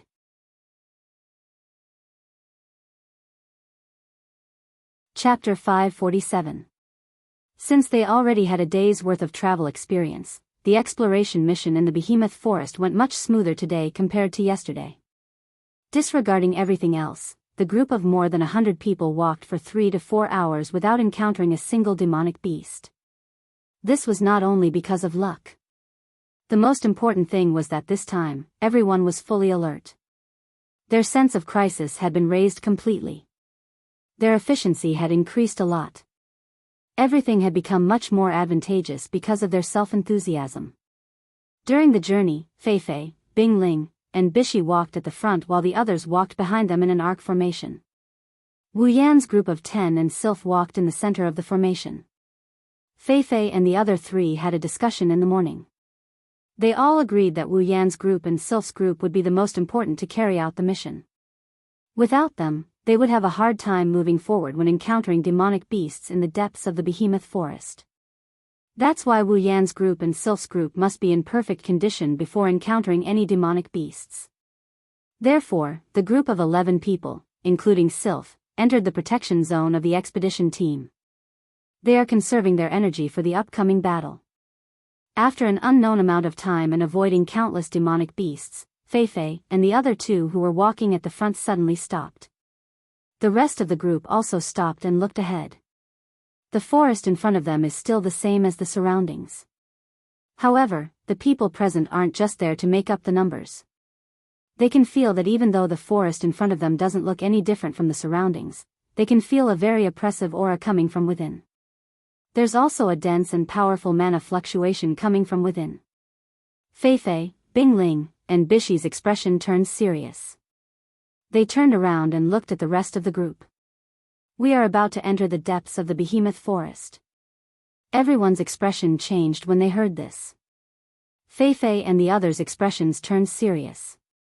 Wu Yan's group, on the other hand, had a sudden realization. No wonder the oppressive aura is so intense. It turns out that the depths of the behemoth forest are right in front of them. After countless years of exploration by the people of the Spalier world, the behemoth forest is divided into 3 regions based on the rank of demonic beasts. The outermost region is generally inhabited by demonic beasts that are rank 5 and below. Demonic beasts that are rank 5 and above rarely appear in the outermost region. Therefore, the region where rank 5 demonic beasts reside is the outermost region of the behemoth forest. Next is the inner region. The inner region is mainly inhabited by rank 6 and rank 7 demonic beasts. Rank 8 demonic beasts rarely appear in the inner region. Demonic beasts that are rank 5 and below are reduced to food. Therefore, the inner region of the behemoth forest is where Wu Yan and the others encountered the blue thorn cats and the small hill. The remaining core region is the deepest region of the behemoth forest. The deepest region of the behemoth forest is much smaller than the inner region. It's even smaller than the outer region. Even the demonic beasts that live here are the least. However, the demonic beasts that can live here are all extremely powerful soul beasts. Demonic beasts that are rank 7 and below are almost extinct. Peak rank 7 demonic beasts are the bottom line here. Only rank 8 demonic beasts can occupy this region. Demonic beasts that can occupy this region are rank 9 demonic beasts. Here, I would like to remind everyone. Bing Ling looked at everyone and continued Feifei's words. We can encounter anything in the deepest region of the behemoth forest. It's no longer a game like before. There are almost no rank 7 demonic beasts in there because they don't have the qualifications to stay there. In the depths of the giant beasts forest, the weakest magical beasts we encounter are at least at the peak of the 7th rank. 8th rank magical beasts might not be everywhere, but there are definitely more of them than here. If we aren't careful, Bing Ling went silent and didn't say anything else. However, everyone's heart felt heavy. There's no need to think about what rank demonic beasts are stronger than rank 8 demonic beasts. Even Wu Yan and Ko, as well as Sylph, didn't look as nonchalant as they were before. Bishi took a few steps forward and said to everyone. We have to be extra careful from now on. This is the only thing we can do. Wait a moment. The 3 of us will continue to lead the way. Everyone gather behind us and monitor the surroundings. Wu Yan and Sylph, you two will be in the center. Be ready to support us at any time. Yes. The members of the expedition team replied in unison. Wu Yan and Sylph also nodded in agreement. Fei Fei, Bing Ling, and Bishi turned around and walked into the forest. They looked like they were ready to throw caution to the wind. The others followed closely behind them. After entering the deepest region of the behemoth forest, everyone slowed down their pace and increased their vigilance. This place is completely different from before. Rank 8 demonic beasts might appear at any time. Everyone has to be on high alert. That's why they would rather slow down than get into trouble for no reason and end up in hell.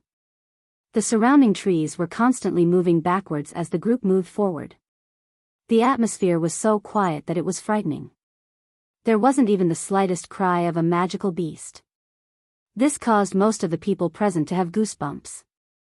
Chills flowed through their hearts, and they couldn't help but move closer to each other. The girls are no exception.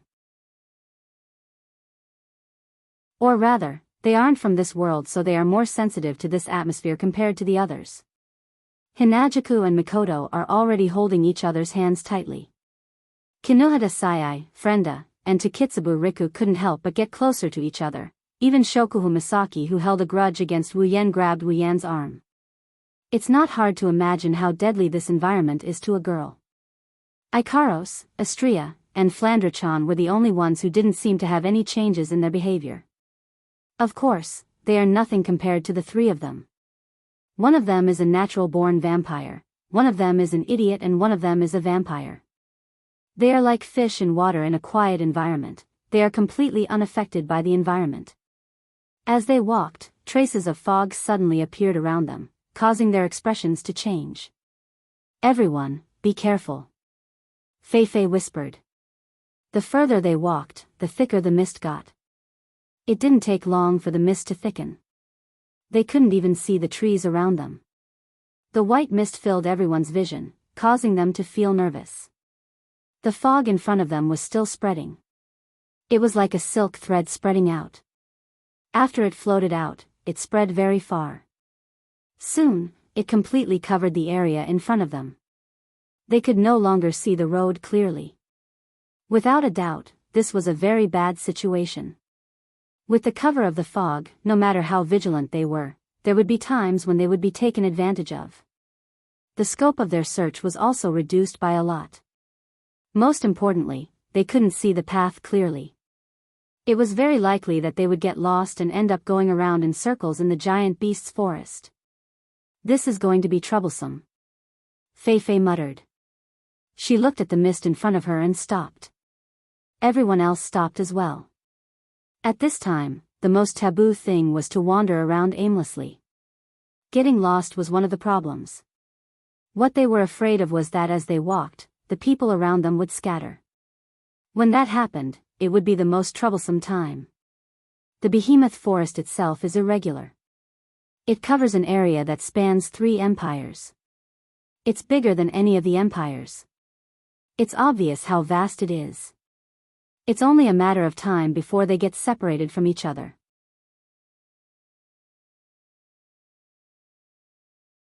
Chapter 548. The fog in the forest did not stop spreading even though everyone had stopped moving. Everyone stood at the same spot and only exchanged 1 or 2 sentences. During these 1 or 2 sentences, the fog became a little thicker. Now, even some people felt a little lost when they looked at their companions who were a little further away from them. What should we do? Should we wait for the fog to disperse, or? Fei Fei turned to look at Bing Ling and Bai Shi, asking for their opinion. Bing Ling and Bai Shi smiled bitterly and shook their heads. They didn't say anything. It seems like even they couldn't make up their minds. None of the people present had anticipated the arrival of this fog, so they all chose to bide their time. In this kind of unknown situation, recklessly making a decision was a foolish thing to do. Fei Fei and the others had already decided to gather together and discuss it. Wu Yan clicked his tongue in boredom when he saw Fei Fei, Sylph, and the other 2 gathered together. He clicked his tongue in a bored manner. He wanted to borrow the power of the system item to get through this foggy weather. His hand stopped halfway through his action. In the quiet environment, a series of rustling sounds could be heard clearly in everyone's ears. At first, everyone thought that it was the sound of wind blowing through the surrounding trees. However, they soon realized that something was wrong. Compared to the sound of wind blowing, this strange sound was more like the sound of something rubbing against a tree trunk. Something's up. Feifei, Sylph, Bingling, and Bishi returned to their original formation and readied their armaments. The members of the expedition party finally showed their elite qualities. They surrounded everyone in a circle and looked around vigilantly. Everyone could clearly hear that in the dense fog, there was a strange sound that was not very loud, but very clear. That sound was like a snake crawling on the sand. It was the sound of something rubbing against something. Everyone focused their attention on their surroundings in an attempt to discover something. Time slowly passed. Other than the rustling sound, there was no other movement. Wu Yan frowned. Is it really the sound of the wind? No. Mikoto shook her head. The sound of the wind wouldn't be this rhythmic, it wouldn't be constant either. This is definitely not the sound of the wind. Master. Ikaros's pupils shrunk, blood-red dots could be seen in her eyes. I've detected the presence of a life form within a certain range. That's right. It's a life form. Shokuhu Misaki nodded. I can also feel a psyche wave around us, you can feel it? Wu Yan looked at Shokuhu Misaki. Can you control it? No. Shokuhu Misaki shook her head without hesitation. This psyche wave is beyond my control, it might be. Pink cherry blossom petals curled around Chuju's palm and a crystal sword appeared in Chuju's hand. The sword's blade shone with a bright luster. A Tier 8 demonic beast. The words Class 8 magical beast entered the ears of everyone present, causing their hearts to tighten. Before they could react, the ksha-sha sound that reverberated in the surroundings abruptly stopped. Immediately after, the sound of air being torn apart resounded, bringing with it a gust of wind as it charged towards the crowd. It's here. Someone shouted. Then, everyone saw a series of black shadows rapidly expanding in the mist, bringing with them the faint sound of wind. In the blink of an eye, they appeared in front of everyone's eyes. It's a series of water orbs. A gigantic water ball with a diameter of 0.5 meter and a body that flickered with a metallic luster attacked the crowd from all directions. Although it was a water ball, the water ball was filled with an enormous amount of magic power. Listening to the sonic booms caused by the water orbs, no one doubted that if they're hit by these seemingly harmless water orbs, they'll be severely injured at the very least. Bing Ling, who was standing at the front, coldly snorted. A majestic dou qi suddenly rose from his body. The dou qi suddenly spread outwards. Then, the dou qi that spread outwards directly enveloped the water balls that were attacking. In the next moment, the water balls violently trembled. The water vapor was rapidly consumed. Under everyone's gaze, they slowly condensed into ice balls and fell to the ground. Bing Ling's actions caused the group to move as well. At this moment, no one showed any signs of panic. Everyone released their dou qi and magical energy to block the water orbs. One after another, the armaments danced in the air, leaving afterimages in the air as they struck the water balls. The water balls that were struck by the armaments were either detonated or flung away. The performance of the members of the expedition team was on a completely different level compared to the previous day. However, there were too many water orbs. Even though Bing Ling managed to neutralize some of them, the elite expedition team still couldn't defend against them. They could only dodge and let the water orbs fly behind them. Behind them was Wu Yan's group and Sylph. Sylph raised her head and looked at the incoming water orbs. Her icy blue eyes flashed with a cold light. The temperature around her suddenly dropped a lot. At the same time, her body began to burn with icy blue magical energy. With a wave of her hand, countless snowflakes suddenly appeared around her and were scattered. The fog that permeated the air condensed into ice particles, and the temperature rapidly dropped. Snowflakes danced in the air, and all the water balls that passed by were weakened in an instant. Their volume was greatly reduced. These snowflakes seemed to have grown eyes as they drifted towards the surrounding water balls. Any water ball that was touched by the snowflakes would be significantly slowed down, reducing the pressure on everyone by a lot. Feifei, Bingling, and Bishi stood guard at the front. They observed the battle situation of their companions. They watched as they released battle techniques, magic, armaments, and even neutralized the water orbs from time to time. Feifei and the other two nodded. Then, they noticed Sylph's attack and their expression turned slightly helpless. They didn't expect that the moment they entered the depths of the behemoth forest, Sylph's time to attack has already arrived. At this moment, a loud whistling sound was heard. A fiery red silhouette suddenly flashed through the mist. At the same time, a large number of water orbs exploded from all directions like meteors crashing down on everyone. The water orbs are twice the size of the previous ones. The members of the expedition party were shocked. They quickly raised their armaments to defend themselves. However, a series of water orbs with a diameter of more than a meter still managed to push them back. In the blink of an eye, a gap was formed in the mist. A water javelin shot out at an incredible speed. It pierced through the mist and through the gaps in the fog.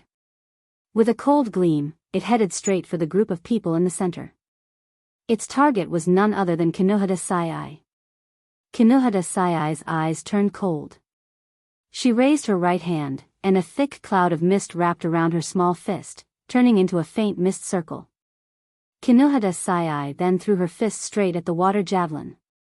But right at this moment, a water javelin that was much smaller than the previous one, but twice as fast, struck like a bolt of lightning. Before the water javelin could collide with the mist, the water javelin collided with the mist, causing the mist to disperse and scatter. Being caught off guard, even Kinohada Sai couldn't help but be shocked. She quickly activated her ability to control the nitrogen gas and the white clouds around her body to form a cocoon-like object, wrapping Kinohada Sai in it for defense. Bang! The water javelin collided with the mist ring. The mist and water javelin dispersed and Kinohada Sai's figure was revealed. Kinohada Sai heaved a sigh of relief.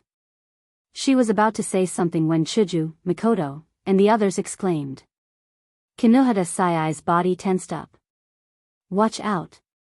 Before she could finish her sentence, a black tentacle covered in mucus shot out from the mist and reached Kinohada Sai in an instant.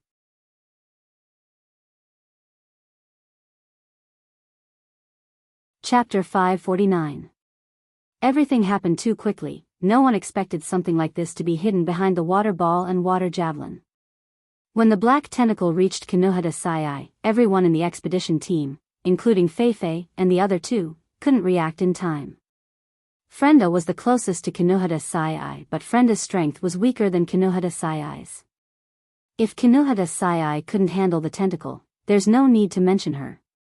Wu Yan's group reacted quickly, but it was too late for them to come to Kinohada Sai's rescue. Seeing that Kinohada Sai was about to be attacked, even Kinohada Sai herself tried her best to thicken her nitrogen armor, in order to minimize the damage from the tentacle. She gave up on resisting.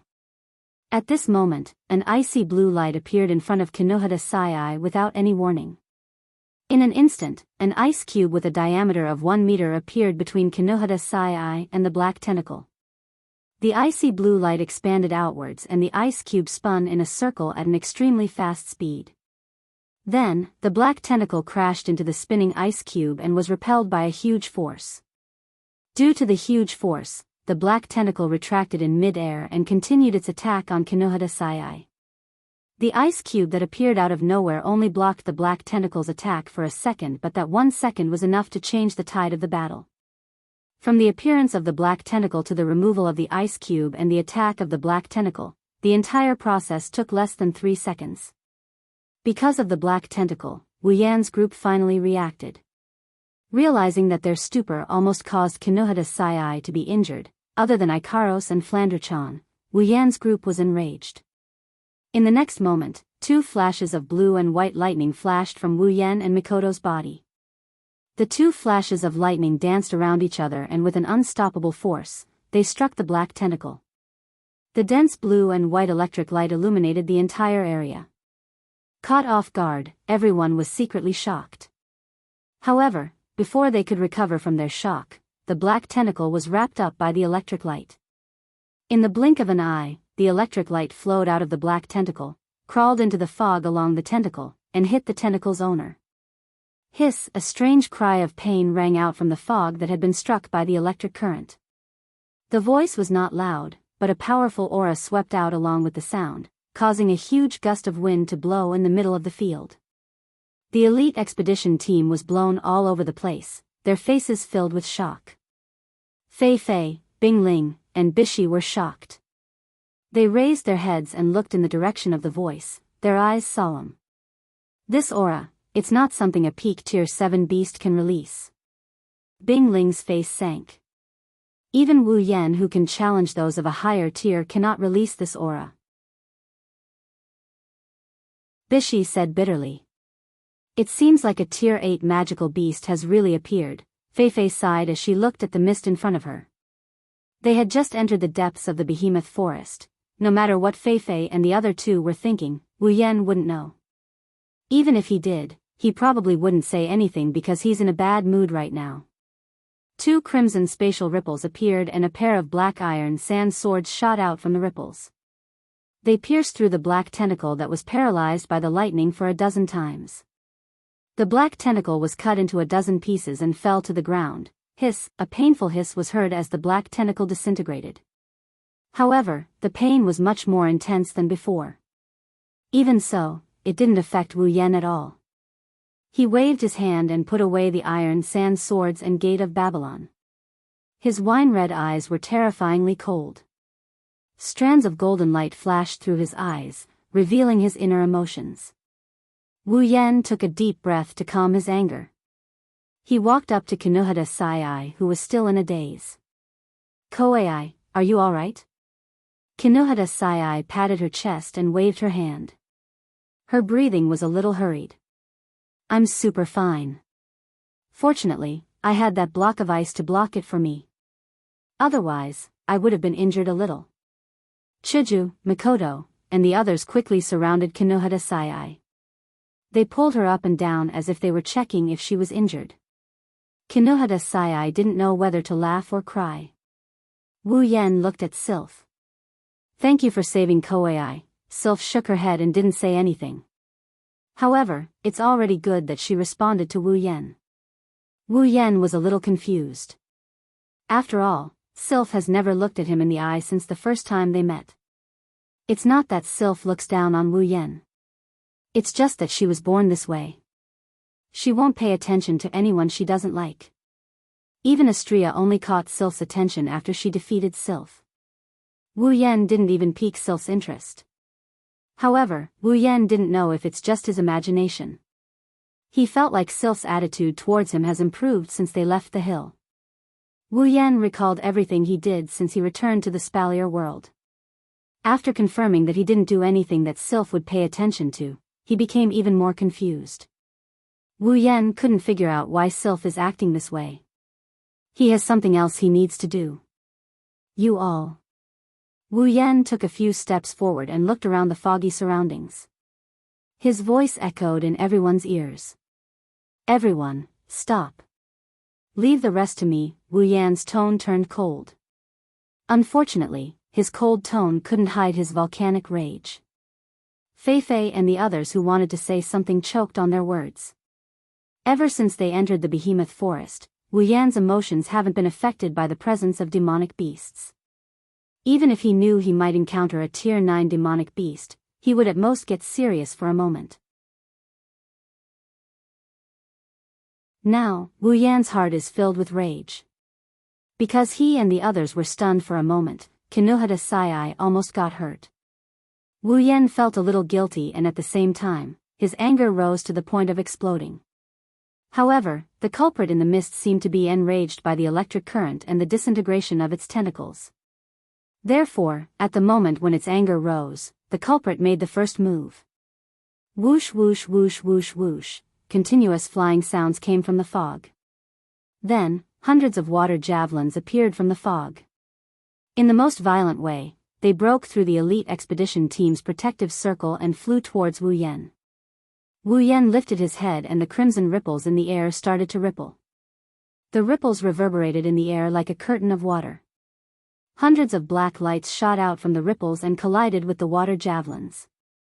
The water javelins were shattered into pieces and scattered into the air like water droplets. The black lights that came out from the gate of Babylon are naturally the iron sand sword. How dare you hurt the people around me? Wu Yan grabbed the hilt of a sword and pulled it out of a crimson space ripple behind his shoulder. Wu Yan grabbed the hilt and pulled it out of the ground. The silvery white sword was flowing with a fiery red air current.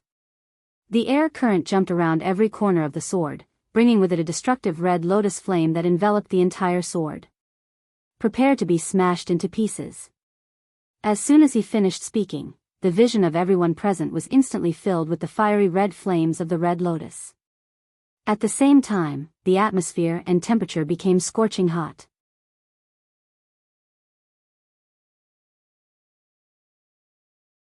Chapter 550.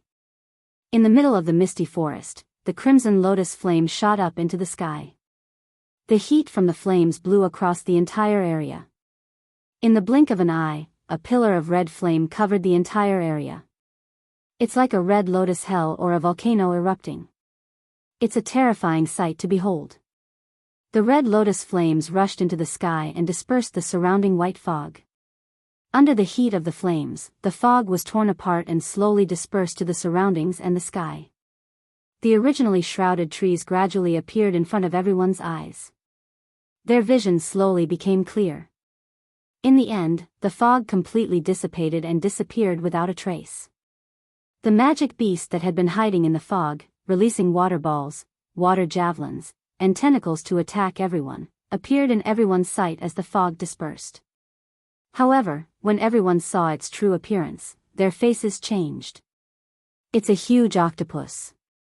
Its body is 5 meters long and it's black in color. 7 of its tentacles are hanging on the trees around it. It's hanging in the air and it's blocking half of the sky. One of the tentacles that was dismembered is covered in blood and mucus. It's a menacing sight. Blackwater octopus, level 71. The black body swayed in the air. 7 complete tentacles and 1 broken black tentacle. A portion of the tentacles were wrapped around the tree trunk, supporting the black water octopus's huge body, while the rest danced around its body, creating whistling sounds. Even if they were only looking at it, everyone knew that being hit by a tentacle like this was no different than being hit by a mountain. A rank 8 demonic beast, looking at the black water octopus that was hanging in the air, everyone's eyes flickered. On one side of their face, a drop of sweat flowed from their temple and dripped down. Fei, Sylph, Bing Ling, and Bishi wanted to attack, but they hesitated when they recalled Wu Yan's words. If they make the right decision, then the best way to deal with the blackwater octopus is to attack together and kill it quickly to prevent other demonic beasts from taking advantage of the situation. They'll then leave this place and continue on their way to complete the mission. Even though their opponent this time around was a rank 8 magical beast, it was easy for the people present to intervene. This large black water octopus definitely did not possess the same speed as the green thorny cat from before. Instead, it was more like a live target.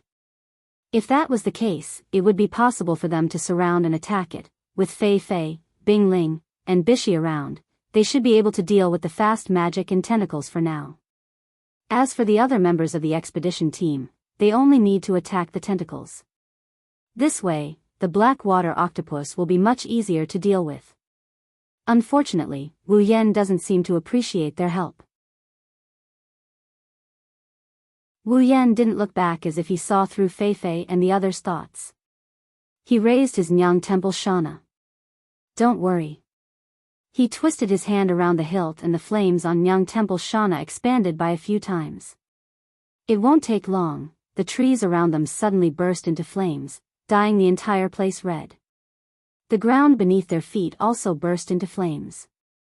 In an instant, the area around them turned into a sea of fire. The flames of the red lotus burned slowly, as if it had a life of its own. It bypassed everyone present, except for the ground where everyone was standing. The flames had already filled the entire space, including the trees that the dark water octopus tentacles were wrapped around. Fei, Bing Ling, and Bishi were shocked when they saw the sea of fire. Sylph frowned and Bing Ling cried out. A gold armament. No. That's impossible. The ice spirit immediately denied her own theory after losing her voice. The last time you fought with me, your armament was still a rare armament. How did it suddenly become a gold armament? But this power. Bishi looked at Nyang Temple Shana. This power is definitely not something that a rare armament can achieve. Furthermore, the aura that the armament is emitting is indeed that of a gold armament. How can this be? Bing Ling still couldn't believe it. Is it possible that the armament can evolve? Bing Ling guessed it right. Everyone from Spalier World Academy knows that Wu Yan has an armament that can use fire. It's Nyang Temple Shana. When Fei Fei and the others saw the red lotus flames, they knew it was Nyang Temple Shana's ability. However, they didn't expect Nyang Temple Shana to evolve into a gold armament in such a short time. Even if they didn't want to believe it, the truth is right in front of them. Be it the power or the aura emanating from Nyang Temple Shana, it's a gold armament. Maybe, Sylph spoke for the first time. He's much stronger than we thought. Hearing this, Fei Fei and the other two looked at the figure bathed in the sea of fire and became silent. The blackwater octopus on the tree let out a hissing sound. It twisted its body uneasily. It's a water-type demonic beast that can use water magic. It's a demonic beast that lives in water. Now that it's on land, water is its origin. As a water-type magical beast, the red lotus fire around it naturally made it uncomfortable for a while. In addition, the red lotus fire of Niaodian Shana was not a normal fire. Not only could the water not suppress it, it could even suppress it. That was why the blackwater octopus felt extremely uncomfortable. A few tentacles whizzed towards the surrounding trees. The trees that were burning with red lotus flames were sent flying. After clearing out a fire-free area, the blackwater octopus calmed down a little. Wu Yan's eyes flashed and he waved Niatono no Shana. The red lotus flames on the ground and trees not far away floated up into the air and flew towards the blackwater stamp. The tentacles of the blackwater octopus paused for a moment, then began to dance crazily, forming a windmill around the octopus to protect its body. The red lotus flame sprinkled on the windmill, but was blown away by the wind created by the dancing tentacles, falling to the ground nearby. Wu Yan frowned. He didn't expect the octopus to use such a method to deal with the red lotus flames. It's obvious that the octopus has a certain level of intelligence.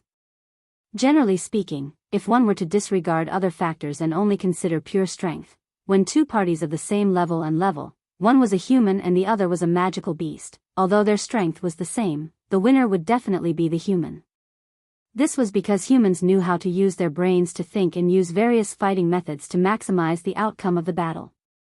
On the other hand, magical beasts were not very intelligent and their attacks were straightforward. Therefore, even if their strength was the same, humans would be able to suppress magical beasts in battle.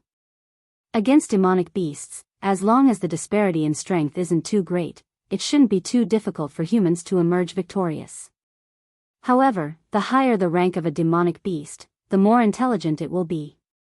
Once a demonic beast advances, its combat ability will also increase very quickly. Just as the Thunder Emperor said, demigod beast kings have the same level of intelligence as humans. That's why they're such a threat to humans. The blackwater octopus in front of him already possessed a certain level of thinking ability. It knew how to fight in order to display its strength. From this, it could be seen that the intelligence of a Class 8 magical beast was gradually breaking away from the range of a normal wild beast. If a Rank 8 demonic beast is already like this, then what about a Rank 9 demonic beast? It shouldn't be too far from a human. Of course, if it's only at this level, it won't be a problem for Wu Yan. When he was at the peak of Rank 7, Wu Yan was already at Rank 8. His strength can't be compared to the past. He pointed Nyang Temple Shana at the ground and the red lotus flames surged. Looks like it's going to be a little troublesome.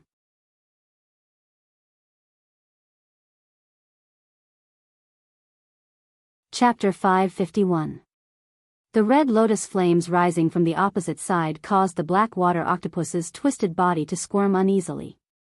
It let out threatening cries, as if it was trying to calm the uncomfortable feeling. The 8 tentacles, along with the broken one, vibrated together. As they danced and swung, the terrifying power contained within caused the flames on the ground to distort. In response, Wu Yan held the blade with one hand. The blade trembled slightly as flames burst out from the blade. In the blink of an eye, the entire area was completely shrouded in hot air. In the sky, the red lotus flames gently drifted down, depicting the scene of a rain of fire. Suddenly, the wind howled. The falling flames paused for a moment, then began to swirl. Entangling with the howling wind, they gradually condensed into a whirlpool and then spread out.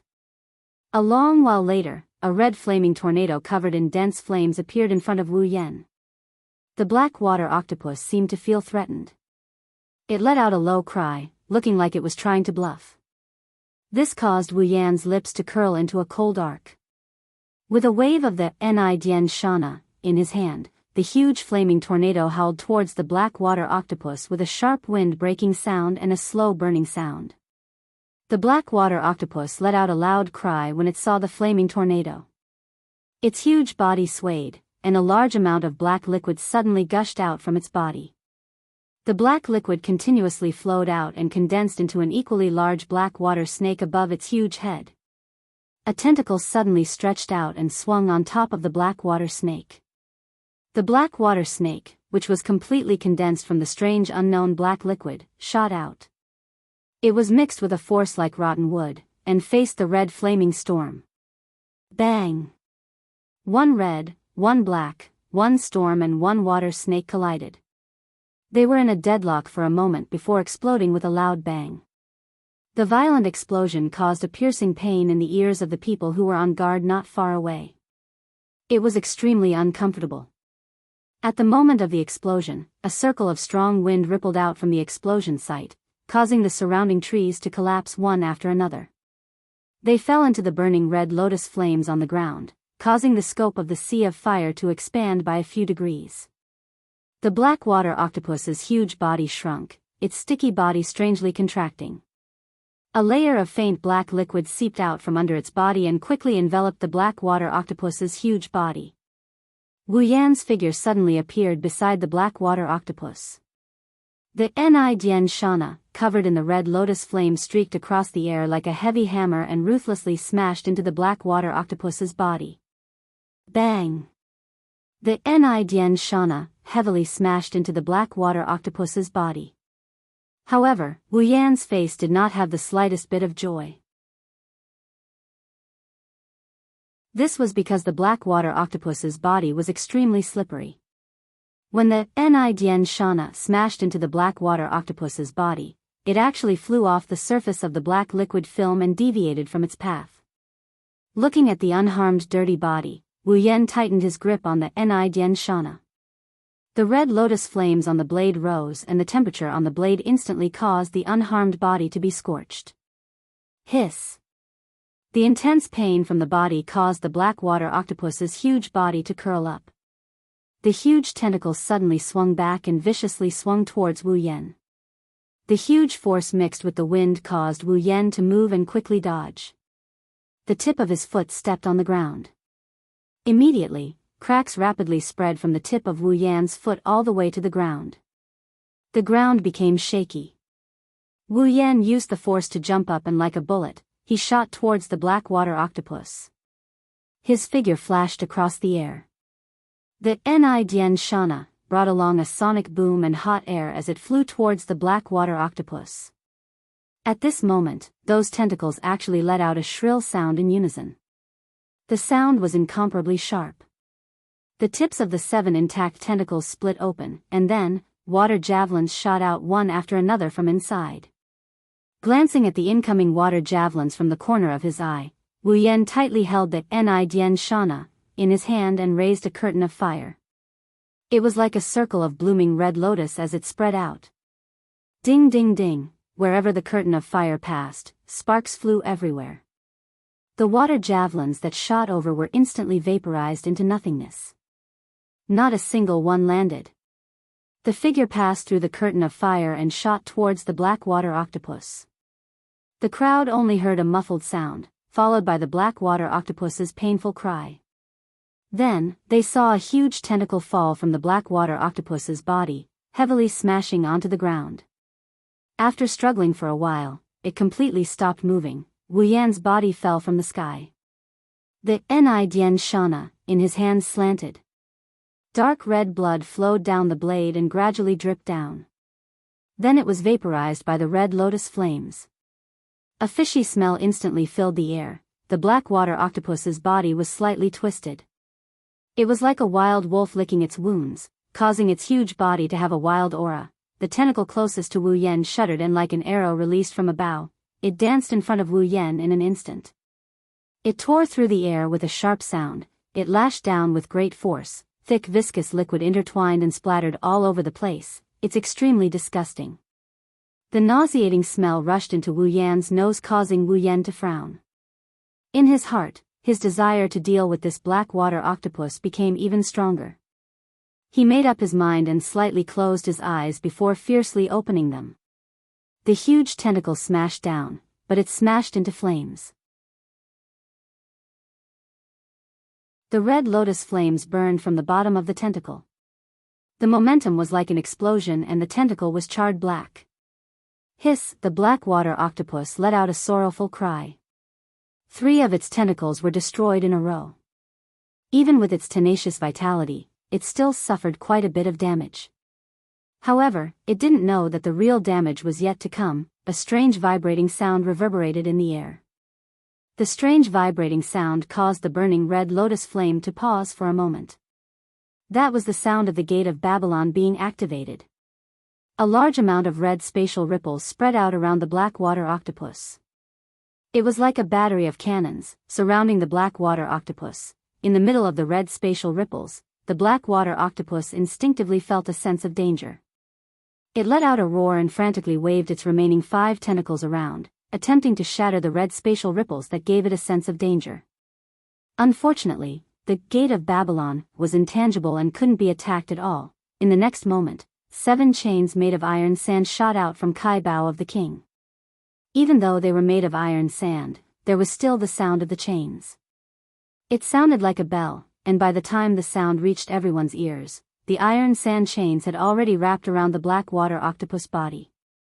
5 iron sand chains wrapped around the black water octopus 5 tentacles and tightly bound them. The remaining 2 iron sand chains wrapped around the black water octopus body, binding it tightly. Under the effect of the iron sand chains, the black water octopus was instantly trapped. Its slippery body couldn't help it break free of the iron sand chains. Its huge body struggled, dragging the iron sand chains with clanking sounds. It's time to end this. Wu Yan grinned. He waved his hand and the iron sand sword shot out from the crimson space ripples. It circled around the black water octopus's head before it slashed down on its head. The iron sand swords cut through the remaining 5 tentacles of the dark water octopus.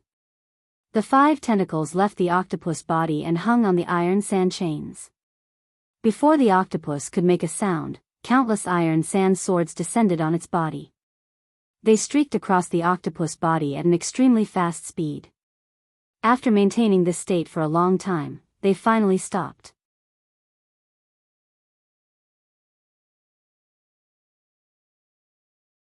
Chapter 552.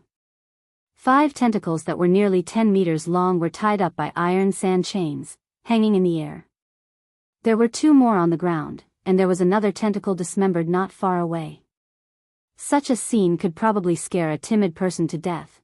Wu Yan didn't like the sight of flesh and blood around him. He waved Niatan Shana and the red lotus flames rained down on the ground like water. The flames landed on the ground and with a muffled explosion, the flesh was incinerated into nothingness. Even the blood on the ground was charred black.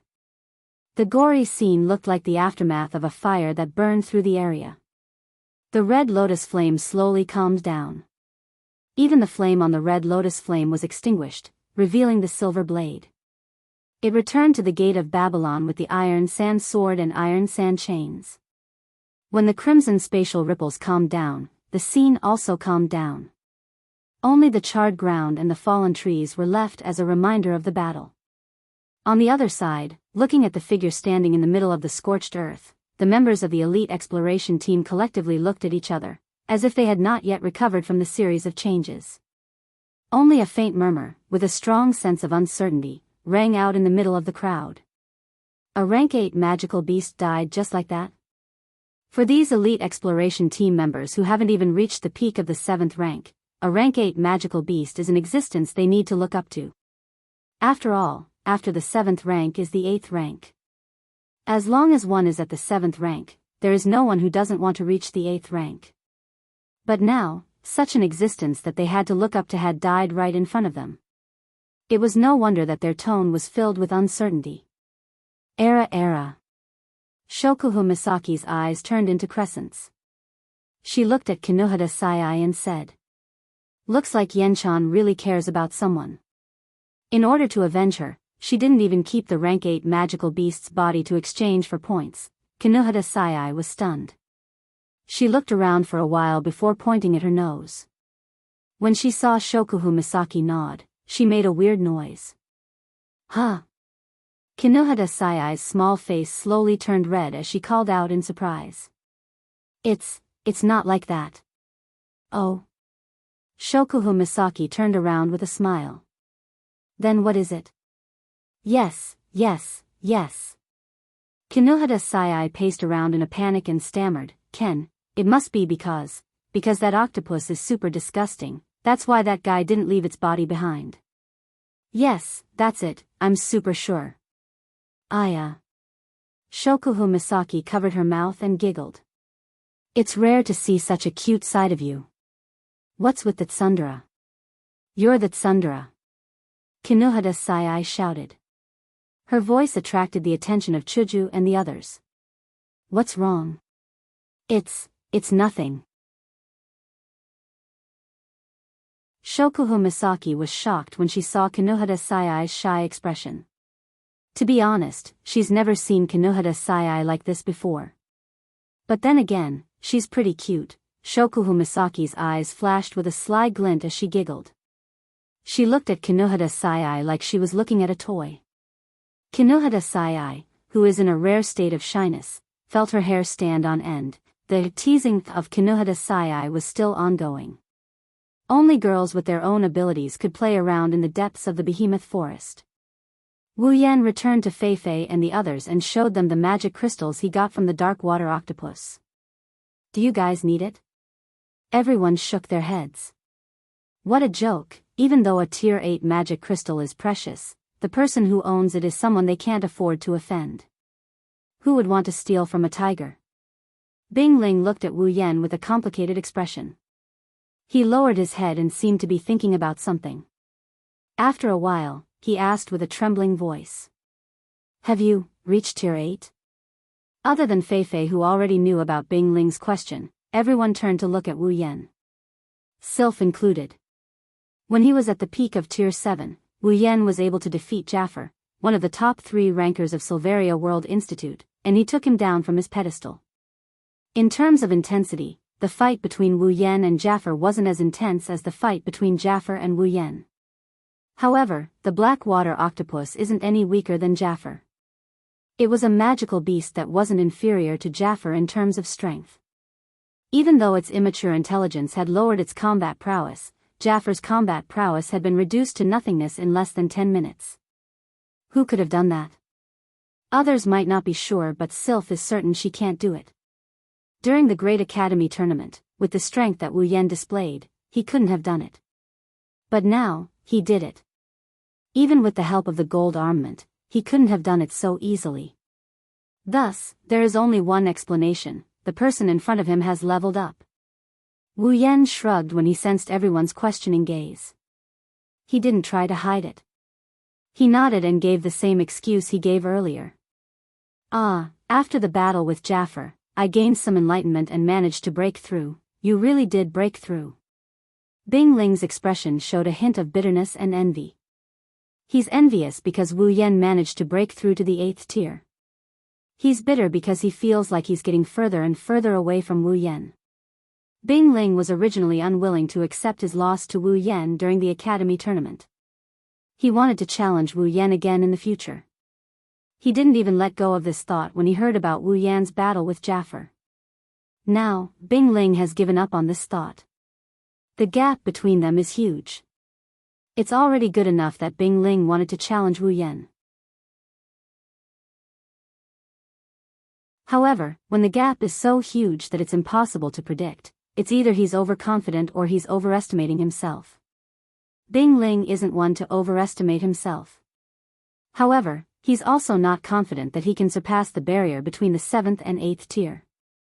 Naturally, the thought of challenging Wu Yan died down. You sure hid your strength well. Bai Shi smiled bitterly. I really don't know how you guys got together. Every single one of you is monstrous. If you're not strong, then your abilities are ever-changing. I really don't get it. If you can't figure it out, then don't think about it. Wu Yan smiled. Maybe one day, you'll somehow break through as well. Hearing this, Bishi shrugged. Well, if only that day would come. By the way, Yan. Fei Fei looked at Wu Yan. Wasn't your Ni Dian Shana a rare armament? When did it become a gold armament? Well. Wu Yan rolled his eyes and explained to Fei Fei. Actually, Ni Dian Shana has always been a gold armament. It's just that I didn't have the ability to unleash its full potential. That's why it's always been a rare armament. As you all know, Ni Dian Shana has a special ability. It's an armament that can control fire. It's a special armament with a lot of limitations. Everyone nodded in understanding. Wu Yan shook his head and chuckled. As expected, I'm pretty good at bullshitting. People will believe whatever I make up.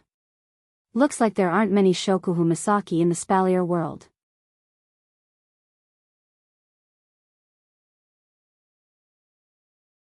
Chapter 553.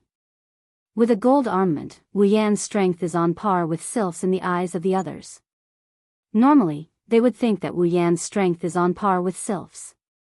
Now that they're all in the same boat, the stronger Wu Yan is, the higher their chances of completing the mission and the higher their chances of survival. Unfortunately, they only know the surface. Wu Yan does have 3 gold armaments and Wu Yan has reached tier 8. Even so, he's still stronger than Sylph. After all, Sylph doesn't have as many abilities as he does. In terms of equipment, Wu Yan has 3 gold armaments, Shana of the Ni Temple, Babylon of Kings, and Meteor Shower. He also has a storage full of rare armaments. In terms of abilities, he has the True Ancestor Bloodline, Electrocaster LVL5, Infinite Armaments, and his level 70 strength. Wu Yan would have no trouble defeating Sylph. On top of that, Wu Yan also has a heaven-defying bloodline ability. Including Crimson Jade, Wu Yan wouldn't lose to Flanderchan when Crimson Jade mode is in effect, let alone Sylph. After all, the strongest Crimson Jade mode came from Flanderchan. Wu Yan didn't hide the fact that he leveled up an Ni no Shana's level. However, he also didn't want to reveal everything about himself. He didn't want to reveal too much about himself. Still, it's enough. At least, the expedition team thinks that they have another trump card on their side. Yen. Fei Fei muttered to herself. She looked at Wu Yan with a solemn expression. I might need you guys to take action next. Fei Fei's tone was solemn and helpless. Fei Fei doesn't want Wu Yan, Sylph, and the others to take action. If they do, there's a high chance that they won't be able to do anything. Fei Fei doesn't like this situation, but she can't do anything about it. They've only been in the Behemoth Forest for a short time and they've already encountered a tier 8 monster. Fei Fei felt helpless just thinking about it. That's why she has no choice but to accept it. Fei Fei understands that they won't be able to complete the mission with just her group. The key lies with Wu Yan, Sylph, Mikoto, and the others. Ever since they entered the Behemoth Forest, they rarely let Wu Yan, Sylph, and the others take action. Isn't this the reason they're waiting for? Although it's a little early for Fei Fei, Bing Ling, and Bishi, Bing Ling and Bishi looked helpless when they heard Fei Fei's words. However, they didn't say anything. As direct descendants of large clans, they knew that they had to look at the bigger picture. If they tried to be brave, they would only be courting death. Sylph didn't have any objections. If it wasn't for Fei Fei and the others' request, she wouldn't have held back. Dealing with a monster that isn't even a tier 8 monster won't take much of her mana. As for Wu Yan, he gave it some thought and nodded helplessly. Unlike Sylph, Wu Yan didn't really want to take action. It would be best if they could solve the problem without him and the others taking action. Unfortunately, it seems like this idea isn't realistic at all. Of course, Wu Yan was helpless, but Chuju, Mikoto, and the others were excited. They're all competitive people. Ever since they entered the behemoth forest, other than Shokuhu Misaki, Kinohada Sayai, Frenda, and Takitsubu Riku, they'd been doing nothing. Even Chuju didn't feel good about this feeling, let alone Mikoto, who loves to fight. Now that they don't have to do anything, they're more excited than anything else. Apart from Ikaros and Takitsubu Riku, the other girls are smiling happily. They once again set foot on the path to the center of the behemoth forest. This time, their formation changed a little. Originally, because of Fei Fei and the others' request, Wu Yan's group of 10, plus Sylph and Fei Fei's group are now walking together. The three of them are at the front while Wu Yan's group is at the back. The other members of the expedition team are grouped together to take care of each other. After a short rest, the group changed their direction. They're no longer moving in a straight line. Instead, they're moving horizontally and horizontally. Although their speed didn't change, their efficiency is much lower than before. This is common knowledge when entering the behemoth forest. Every time you encounter a demonic beast, you have to change your direction or you'll be discovered by demonic beasts. That's not going to be easy. This time, Wu Yan's group didn't do nothing. Since Fei Fei has compromised, they're not going to stay idle either. With Fei Fei and the other two leading the way, they don't feel any pressure. Thus, Shokuhu Misaki used her mind control ability to sense their surroundings. As long as a life form enters her effective range, she'll be able to sense their psyche waves. Ikaros also activated her detection system to monitor their surroundings. Wu Yan, Mikoto, Chuju, Kinohada Sayai, Frenda, and Takitsubu Riku also activated their system perception. Even though it can't detect anything, it's still capable of detecting things that can't be seen with the naked eye. But with this, the expedition team will become nothing more than a bunch of bystanders. Whenever something happens around them, Shokuhu Misaki and Ikaros would be the first to notice it and notify everyone to be on alert. When demonic beasts appear, Chuju, Mikoto, and the others who were already eager to give it a try would swarm up and display their strength. They'll take care of the demonic beasts in the blink of an eye. Along the way, the demonic beasts that came to attack them were either controlled by Shokuhu Misaki or knocked down by Mikoto's taser gun. Hinajaku, Astria, Kinohada Sayai, and Frenda expressed their dissatisfaction with the two girls' kill-stealing behavior.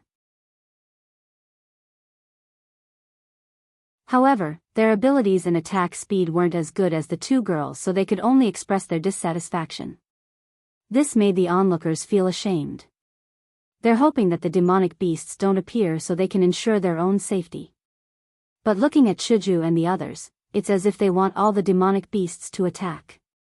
How can they not feel embarrassed? Even Fei Fei, Bingling, and Bishi are speechless. That's not the most speechless part.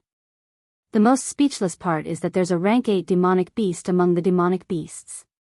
This rank 8 demonic beast isn't any weaker than the black water octopus, but it's a lot more tragic than the black water octopus. The moment it appeared, it didn't even have time to roar. Electric current, crystal sword, mental attack, cherry-colored missile, blue lightsaber, shockwave, bombs, all of these things landed on its body without even saying a word. In an instant, the rank 8 demonic beast was drowned by the girl's attacks. Other than a magic crystal, nothing was left of it. This caused the expedition team members to sweat profusely. For the first time in their lives, they sympathized with the demonic beasts. Of course, this only works on demonic beasts that aren't too troublesome to deal with. If the demonic beasts in the depths of the behemoth forest are only at this level, it wouldn't be a forbidden area for humans. As more than 100 people continued to move forward, finally, when it was close to night, a truly troublesome situation appeared in front of everyone's eyes.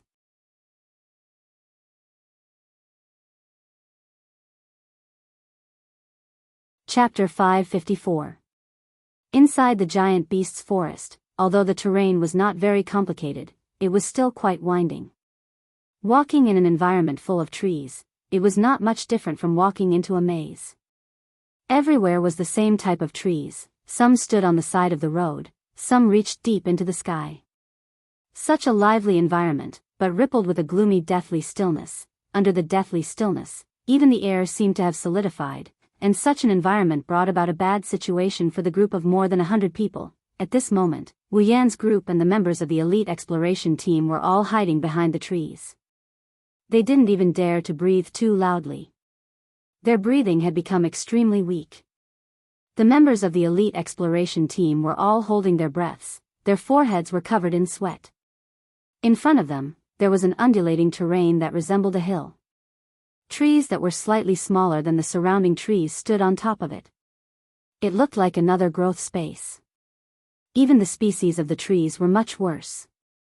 There were even some small streams that flowed down from the top and into the surroundings, showing the difference between this terrain and the surrounding area. Such a terrain was very rare in the behemoth forest, because it was very suitable for people to live in.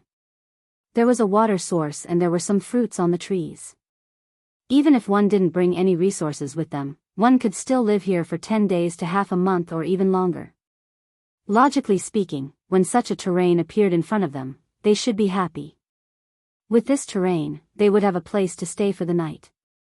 But now, when they saw such a good terrain, it was as if they had entered a tiger's den. Their expressions were extremely serious and they all hid. There wasn't a trace of joy on their faces. Because in this terrain, there was a group of natives. A group of natives that made everyone's expression change. Monkeys, to be more precise, apes. There weren't many of them, only less than 20 of them. Their bodies weren't as big as the other magical beasts in the behemoth forest. They were only a bit bigger than normal apes. Their fur was gray and their hands were a few centimeters longer than their bodies. They looked very funny. They stayed between the branches and leaves, laughing and playing with each other. Their flexible bodies were jumping up and down. They were no different from normal apes if one ignored the aura emitted from their bodies. Long-arm ape, level 69. That's right, these less than 20 long-arm apes were all level 69, peak of the 7th rank. This was the reason why the elite exploration team's expression was so serious and nervous.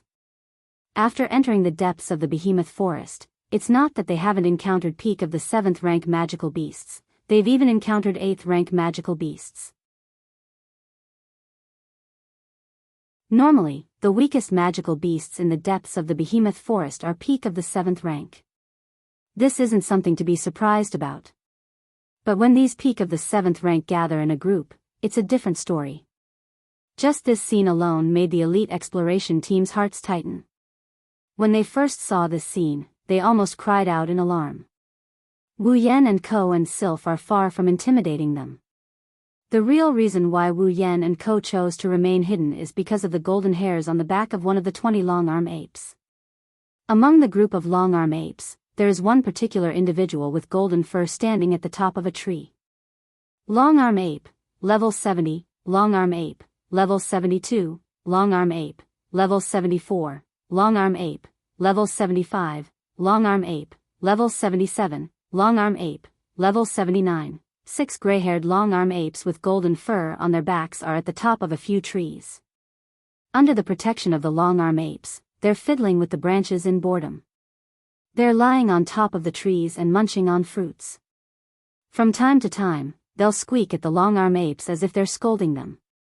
They're like the elders of the long-arm apes, they're guarding the long-arm apes. 6 rank 8 long-arm apes and 12 peak rank 7 long-arm apes have formed a small group. It's obvious that they're a group and this terrain is their habitat. Everyone had no choice but to treat such a scene seriously. Shokuhu Misaki is lying beside Wu Yan, they're hiding behind a tree. Her starry eyes are observing the long-arm apes. After a while, she spoke.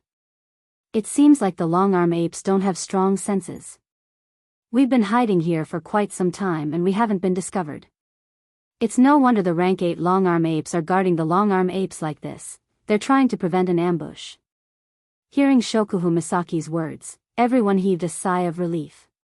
They all trusted Shokuhu Misaki's analysis. Along the way, they've seen her sharp mind with their own eyes. Thus, no one doubted her. Speaking of which, apes were not as good as other beasts in this respect. Jackals, wolves, tigers, and leopards had a keen sense of smell. Beasts such as bears could more or less smell some scents.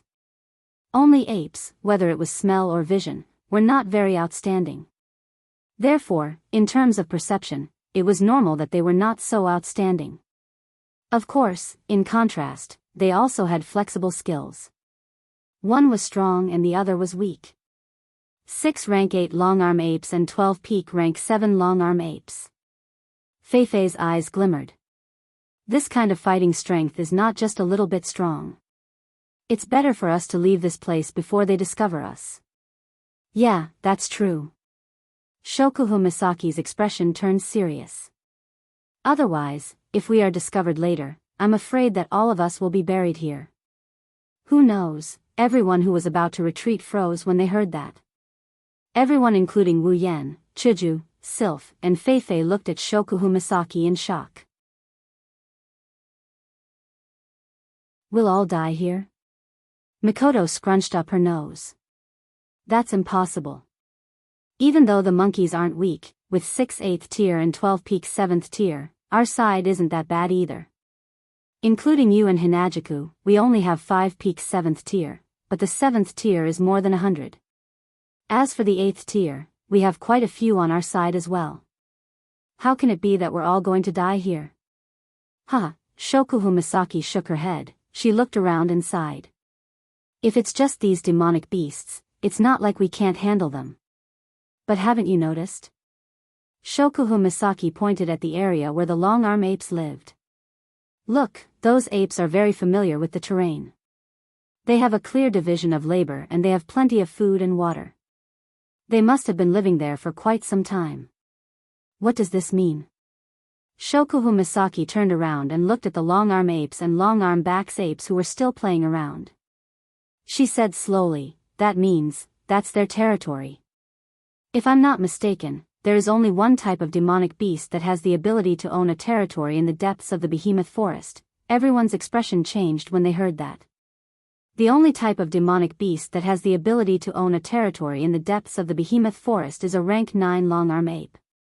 In other words, within that group of seemingly ordinary monkeys, there was definitely a 9th-level magical beast that was in charge of leading them to occupy this piece of land. At the same time, it also meant that they had entered the territory of a 9th-level magical beast. There might be a rank 9 long-arm ape around them. When this thought arose in the minds of the elite expedition team, they all gulped in unison. Wu Yan's expression turned grim. He made a decision. We can't stay here any longer. Let's retreat. No one objected to Wu Yan's decision. Everyone nodded in agreement. Suddenly, a cry came from above everyone's head. Hearing this sound, everyone's body trembled, and their faces were filled with shock.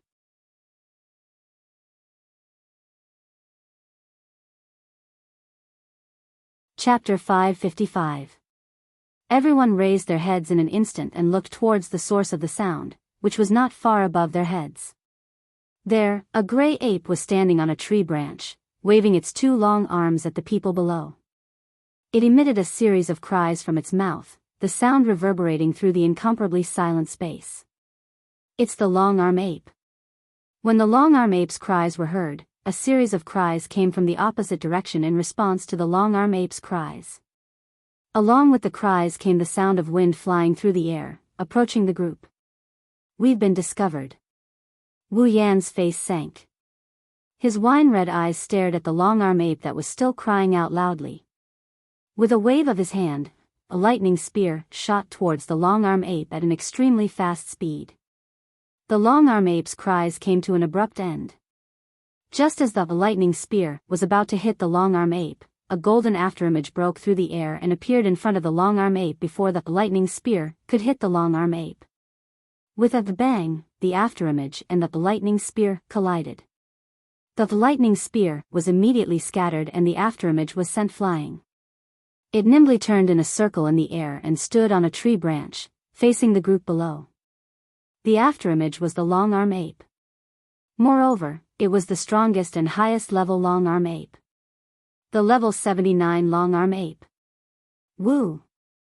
The long-arm ape opened its arms wide and let out a cry at the group of people below. Its voice was like that of a bird or a wolf, and it sounded very ear-piercing.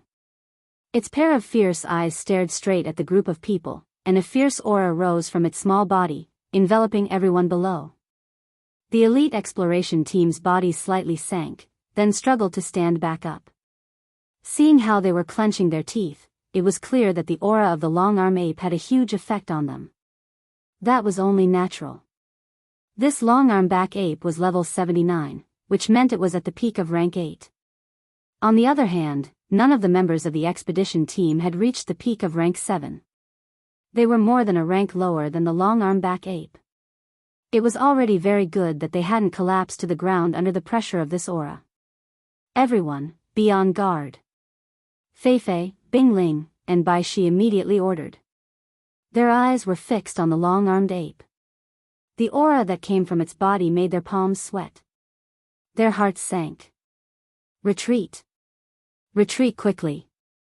The cry just now had undoubtedly summoned all the companions of the long-arm apes. Feifei and the rest could clearly feel that not far away, there were many figures with obvious mana fluctuations flying towards them. Their speed was only slightly slower than the long-arm apes. Feifei, Bingling, and Bai Shi turned around and shouted at everyone. Their voices were raised by quite a bit. It seems like even they are getting anxious. There's no way for them not to be anxious. Shokuhu Misaki just explained the situation to everyone. The words rank 9 demonic beast is like a heavy mountain pressing down on everyone's heart. Feifei and the rest knew that if they don't retreat now, they would be dead for sure. Wu Yan also carried Flanderchan and led the rest of the girls to protect the expedition team. He wasn't worried about anything happening to them. After all, Flanderchan is also a rank 9 demonic beast. Even he himself could gain the strength of a rank 9 demonic beast in a short period of time. If he and Flanderchan work together, as long as the opponent isn't a rank 9 demonic beast that's above rank 85, they won't be afraid of losing. Besides, even if they can't win, they can still run away. With the help of the system items, he now had more than enough item points. If he wanted to escape, it would only be a matter of minutes. With such a trump card, Wu Yan won't be scared by the words rank 9 demonic beast. Of course, he doesn't want to fight a rank 9 demonic beast to the death. That's why he's in favor of retreating. More than 100 people gathered together and covered each other as they retreated. At this time, a group of black shadows flew over from the front and gathered together with the long-arm ape and the long-arm back ape that discovered everyone. They scattered on the surrounding branches and cried out one after another, including in the direction where everyone was retreating. This caused everyone who was preparing to retreat to stop in their tracks. Protect! Feifei shouted. Night Elf had already been unsheathed and was in her hands. Bingling and Bishi had also unsheathed their armaments. At this moment, if they were to slow down even the slightest bit, they would all die. The members of the elite expedition team moved. A second later, they formed a circular formation. Everyone stood in a circle and faced outwards. They raised their armaments up high in defense. Looking at the surroundings, the less than 20 monkeys that were still frolicking over there had all arrived. One by one, the gray figures leaped between the trees. Their movements were extremely nimble. They either jumped or hung upside down on the trees in all directions, barking at everyone. It was as if they would pounce at the next moment, causing everyone to not dare to act rashly. Feeling the aura of the long-arm apes and the long-arm apes locked onto them, everyone's hearts started to beat faster. Their eyes were filled with panic. Wu Yan glanced at the apes hanging on the trees. When he saw the faces of all the apes, he sighed in relief. Everyone who heard his sigh of relief was confused. The current situation is extremely bad. Why is he sighing in relief? Seeing everyone's confused look, Wu Yan explained. There are only long-arm apes and long-arm apes here. There's no Class 9 demonic beast that took over the territory. Hearing this, everyone came to a sudden realization. Their nervous faces relaxed a little. At the very least, under such circumstances, this could be considered good news among bad news. Shokuhu Misaki closed her eyes and used her ability to sense the surroundings. After confirming that there's no other psychic fluctuation, she nodded and said, "There are no other demonic beasts around. The Class 9 demonic beast doesn't seem to be in the territory." Hearing Shokuhu Misaki's words, Fei Fei and the others who were planning to fight to the death suddenly had a glimmer of hope. "Everyone, fight with all your might." Fei Fei's body emitted a dense do-chi ripple, wrapping around her perfect body. "While the Class 9 demonic beast isn't here, kill these demonic beasts as fast as you can and leave this place." "Yes." A resounding response echoed in everyone's ears. At the same time, combat aura and mana fluctuations surged out from the members of the elite expedition team. At this moment, everyone's strength was on full display. Then, Wu Yan looked at the 6 long-arm apes. "Our opponents are them, right?" Like Wu Yan, Chuju, Mikoto, Shokuhu Misaki, Ikaros, Astria, Flanderchan, Kinohada Sayai, Frenda, Takitsubu Riku, and Sylph were also looking at the long-arm apes. They all knew that if no one dealt with these long-arm apes, the entire expedition team would probably be wiped out. An icy blue aura erupted from Sylph's body. It carried a majestic mana and swept towards the surroundings. A golden staff appeared in her hand. It was the gold armament Sylph won from the auction. Sylph leaped into the air and charged towards a long-arm ape. The long-arm ape let out an angry roar and leaped down from the tree towards Sylph. In the next moment, the two figures collided with each other. Maybe it's because of Sylph's choice, the long-arm ape she charged towards is the same level as her. They're both level 72.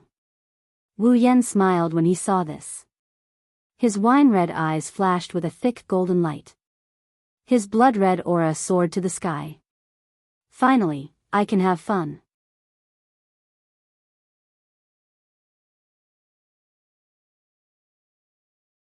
Chapter 556. 5 long-arm apes, huh? Mikoto licked her lips in excitement. She looked at one of the long-arm apes. "Leave that level 75 long-arm ape to me. Its level is the same as mine." Mikoto didn't wait for Wu Yan's reply. She fired a taser gun at the long-arm ape. The long-arm ape squealed and jumped away. It landed on the ground and charged at Mikoto. What greeted it was an even more powerful taser gun. "Same level." Astria nodded thoughtfully. Her crimson eyes flashed with the unique glow of system perception. She scanned the long-arm apes above her and paused. "Then I will be the level 77 long-arm ape." Astria's clothes faded away in a second and a blue light armor covered her body. A pair of pure white wings unfurled and white feathers fluttered down. Astria flew towards the level 77 long-arm ape with a wave of her wings. Ikaros seemed to have understood what everyone was saying. She turned her gaze towards the strongest long-arm ape, the level 79 one. Her indigo pupils spun and an illusory frame appeared. The color of the frame turned crimson. Clearly, Ikaros had chosen this one as her opponent. Sky Queen mode. On. A burst of light flashed from Ikaros' body. Not long after, the light dimmed and Ikaros in her white light armor was exposed to the air. The blue wings of light fluttered gently like a pair of hands, bringing up a cool breeze. Under the influence of the cool breeze, Ikaros disappeared from the spot and reappeared in the air above her target. Target locked. Beginning elimination. The next moment, countless cherry-colored missiles rained down from the sky towards the long-arm ape. In response, the long-arm ape pounded its chest with both hands and roared. Instead of retreating, it charged towards Ikaros. Wu Yan raised an eyebrow when he saw the 3 girls picking a long-arm ape each. He shook his head and laughed. The 3 strongest long-arm apes were picked by the 3 of them. Not to mention, they are all of the same level. Is this a coincidence or a mockery? There is one level 70 and one level 74 long-arm ape left. Do I have to pick the same level long-arm ape? Isn't that the weakest long-arm ape? Wu Yan's lips twitched. He looked at the level 70 and 74 long-arm apes and placed Flandre-chan on the ground. Flandre-chan, stay with the big sisters. I'll be back soon, huh? Flandre-chan pursed her lips in dissatisfaction. She picked up an oil bottle and twisted her body in dissatisfaction. But Flandre-chan wants to play too. Wu Yan's expression became conflicted when he heard the word play. Flandre-chan, you don't have to play for now. Why? Why? Because. Wu Yan chuckled. There might be something more fun to play with Flandre-chan later. Something more fun? Flandre-chan's eyes lit up and she nodded. Looks like she's looking forward to that, something more fun. Hold on. Shokuhu Misaki suddenly spoke. You don't want Flandre-chan to fight? Are you going to fight 2 tier 8 long-arm apes at once? Is there a problem? Wu Yan nodded as if it's a given. It's just 2 class 8 magical beasts. If they were level 75 or above, I might be a little worried. Unfortunately, these 2 long-arm apes are only level 70 and level 74, level 70. Shokuhu Misaki looked at the level 70 long-arm ape, then turned to look at Hinajiku, Kinohada Sayai, Frenda, and Takitsubu Riku. Their eyes met and they all smiled at the same time. Yen. With white cherry in hand, Hinajiku stepped in front of Wu Yan who was about to step forward. Amidst Wu Yan's stunned expression, she smiled. Leave the level 70 long-arm ape to us. You guys? Wu Yan flinched with a surprised expression. That's a tier 8 long-arm ape. Even if it's only level 70, it's not something a tier 7 long-arm ape can handle. Shokuhu Misaki ran her fingers through her hair and said casually. I remember when you fought with Jaffer, you were only tier 7, I'm different. I've combined the true ancestors' bloodline, infinite martial arts, Electromaster LV5, Gate of Babylon, Nether Temple Shana, and almost all of my abilities and equipment to be able to achieve that. That's why I said, we. Chuju interrupted Wu Yan. We may not have as strong abilities and equipment as you, but there are still 5 of us. Against a tier 8 long-arm ape, we should have a chance, right? Wu Yan fell silent after hearing Chuju's words. He looked at the level 70 long-arm ape. Wu Yan hesitated. Are you sure? Is it really okay? Aya, can you stop being so wishy-washy? Kinohada Sayai jumped in. Even if we can't beat it, we won't be killed. If we can't, we can just run away. That should be fine, right? Let's give it a try. Frenda also tried to persuade him. If we can't, with our abilities, the 5 of us should be able to protect ourselves. We'll be fine. Frenda wanted to say that with life fusion, even if they die, they can be revived with a summoning point. But Frenda knew that Wu Yan didn't like the idea of using life fusion as an excuse to do things that would endanger him. Even if they could be revived, he wouldn't allow it. That's why Frenda changed her mind. Even the most cowardly Frenda said so. Wu Yan had no choice but to nod and agree to her request. Then be careful. If you can't handle it, remember to use the items I gave you, don't worry. Takitsubu Riku said softly. Even though her voice was soft, her tone was firm. Everyone could feel her determination. Before entering the behemoth forest, Wu Yan exchanged for items from the system list that could be used in times of crisis. For example, a return scroll for escaping, a resplendent breath for survival, etc. He divided them into 9 portions and gave them to each of the 9 girls. With these, the girls can guarantee their own safety. After all, if they really can't handle it, they can use the return scroll to return to the camp outside the behemoth forest. This is why Wu Yan brought the girls into the behemoth forest without worry. That night, Wu Yan even thought of looking for something like a satellite or a moving camera from the system list. He wanted to use these items to investigate the situation in the behemoth forest. It would be best if he could find clues about the behemoth forest and the behemoth king. Alas, he failed in the end. First of all, large items like a satellite have a lot of restrictions. In this spalier world where do ki and mana are abundant, it's impossible to use it successfully. Second, items that can be used physically can't pass through the behemoth forest's natural insurance. It's either the detection range is insufficient or it's blocked by various behemoth. This is why Wu Yan had to come out personally to protect them. Chuju, Shokuhu Misaki, Kinohada Sayai, Frenda, and Takitsubu Riku stood in a line below the level 70 long-arm ape. Chuju looked at the long-arm ape that was baring its fangs at her. Chuju raised White Cherry. Hey, Shokuhu, your ability hasn't reached the point where you can control a tier 8 behemoth, right? Are you sure you can come with us? Yes. If you want to control it, a tier 8 behemoth is a bit too much. Shokuhu Misaki tilted her head and smiled. But, if you want to influence it, it shouldn't be a problem. With Takitsubu's help, that's good. Perhaps it was dissatisfied with the 5 girls boasting in front of it. The long-arm ape swung its 2 long arms and dashed towards Hinajuku and the other girls.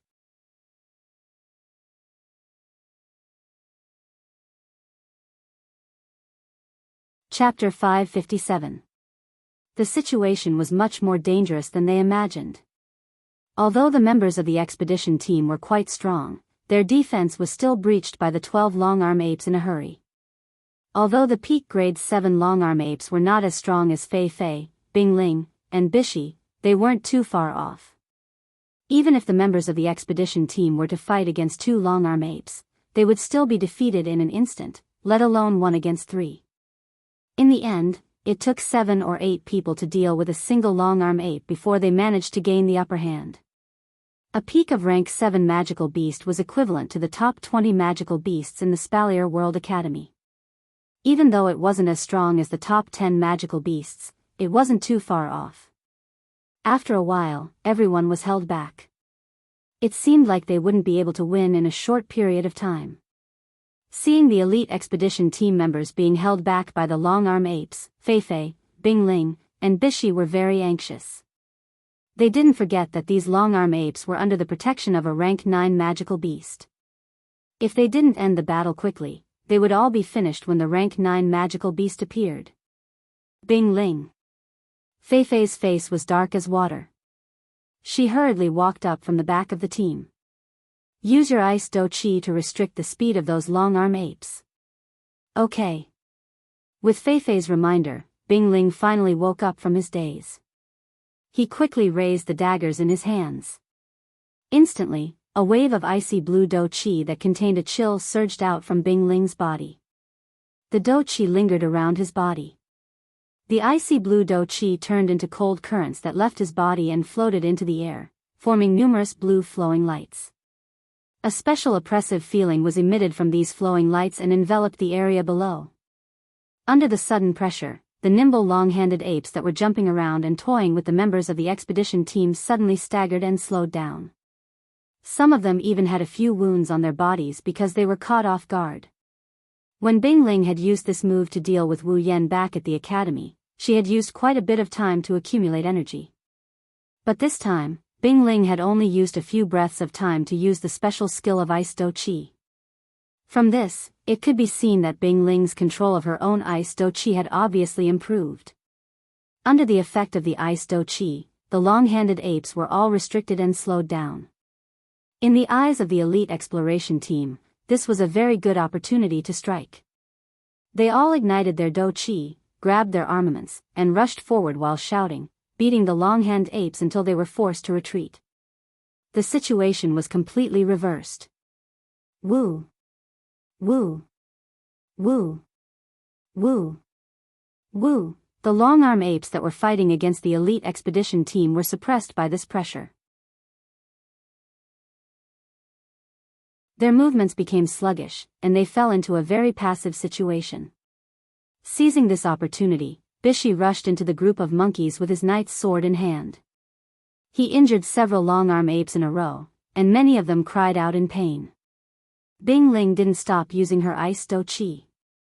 She pushed her own dou qi to control the flowing light in the sky above the arena. She stood at the back of everyone. It wasn't that he didn't want to participate in the battle, but if he didn't control it carefully, his ice dou qi would not be able to recognize people. When that time comes, not only the long-handed apes would be restricted, but everyone. Bing Ling had to control his own ice dou qi to avoid his companions who were fighting. This was a skill that required skill. After all, they were constantly moving around, so Bing Ling had to constantly control his ice dou qi. Luckily, although it was a little strenuous and Bing Ling couldn't participate in the battle, the effect was very good. Of course, Bing Ling couldn't participate in the battle, but that didn't mean that Fei Fei couldn't participate in the battle. Whoosh! A bright silver sword suddenly slashed through the group of monkeys. It was extremely fast. Under the guidance of a slender shadow, the sword slashed towards the long-handed apes. The long-handed apes were hit by the sword and they retreated as if they were hit by something. They cried out in pain and there were traces of blood. Fei Fei rushed towards the retreating monkeys like a wolf in a flock of sheep. She didn't care about her own defense at all. The night elf's dou qi quickly grew stronger. In the blink of an eye, the night elf's dou qi had increased to the point where the night elf's dou qi covered the entire blade. Fei Fei swung her dou qi and a thick dou qi light turned into dou qi. It was as fast as lightning and as fast as thunder. It suddenly hit a few of the long-handed apes. Several of them looked like they were hit by a giant mountain. Blood splattered everywhere and they were sent flying. Nice! Seeing how Fei Fei took care of several long-handed apes in a blink of an eye, Bishi couldn't help but shout out loud. He didn't want to admit defeat, so he chased after Fei Fei and slashed at the long-handed apes with his night sword. While the two of them were attacking the long-handed apes with all their might, the other members of the expedition party also rushed towards the group of monkeys at full speed. They didn't hesitate to add insult to injury. Not long after that, a few of the long-arm apes that Fei Fei, Bishi, and the other members of the expedition team had taken care of were finally unable to hold on any longer. Their bodies were covered in blood, and their gray fur was dyed red. Their attacks had also begun to fade, and they began to defend themselves. It was obvious that they were no longer able to fight. Seeing this, Fei Fei and Bishi's eyes lit up. They both appeared beside the long-handed apes at the same time. Then, they swung their long swords and knight's swords at the same time. Their dou qi and battle techniques were used to attack the long-handed apes while they cried out in pain. Bang! When the shockwaves from the battle technique spread out, the long-handed apes that were attacked by Fei Fei and Bishi flew out from the dust cloud and fell to the ground not far away.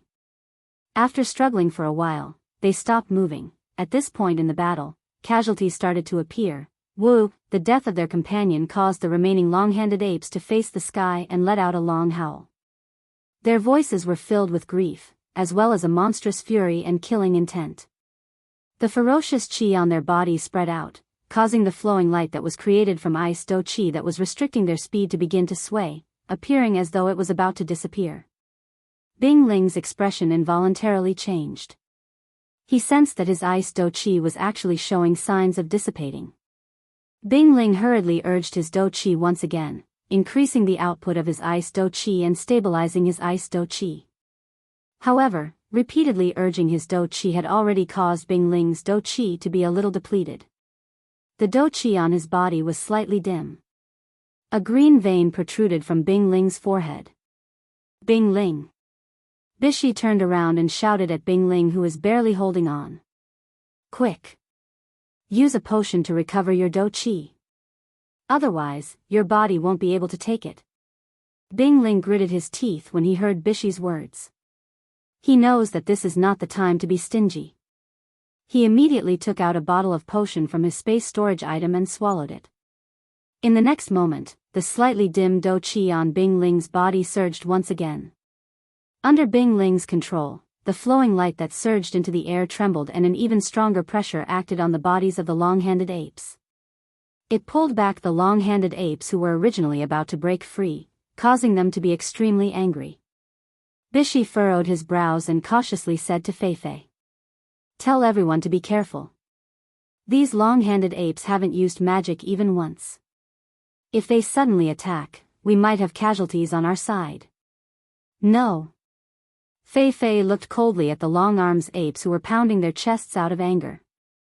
She then looked around at the elite expedition team that was charging forward and said, they can't be hiding their strength. Their companions are all dead, but the long-arms apes still haven't used their magic. I don't think magical beasts have the heart to do that. You mean? Bishi hesitated. These long-handed apes don't know how to use magic? That should be the case. Fei Fei said. Otherwise, there's no other way to explain why they're so angry when their companions are dead. They're not using magic, Bishi smiled. Looks like the situation is still in our favor.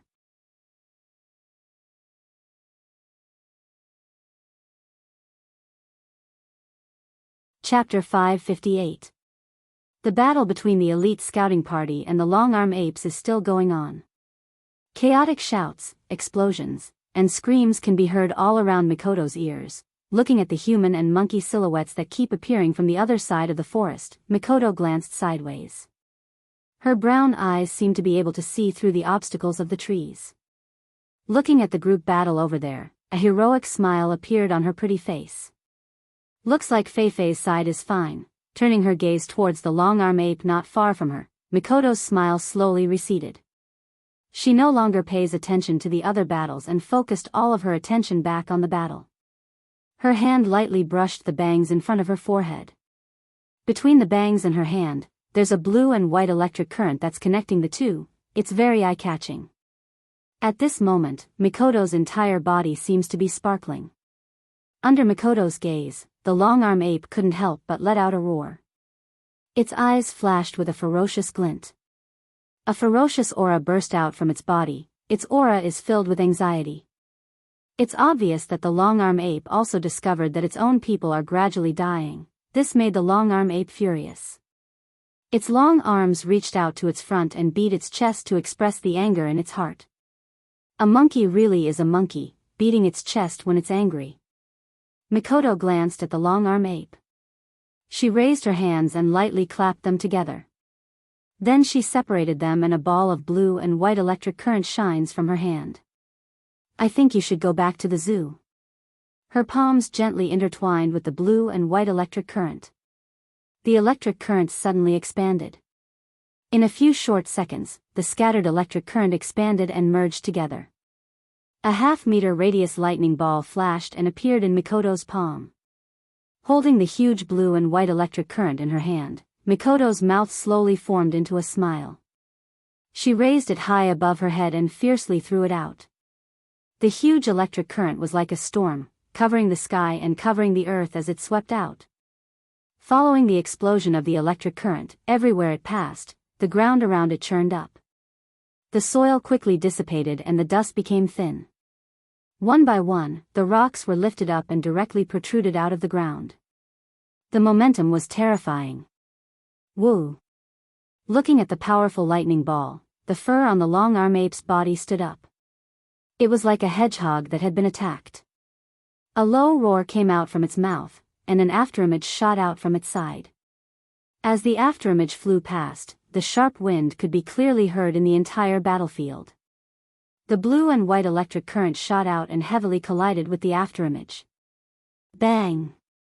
Both of them trembled at the same time with a loud bang and dispersed in all directions. The only difference was that the lightning ball dissipated directly, while the afterimage revealed its true form, the arm of the long-arm ape. What a hard arm.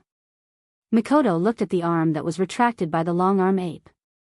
She was more or less surprised that the long-arm ape used its own body to block her attack.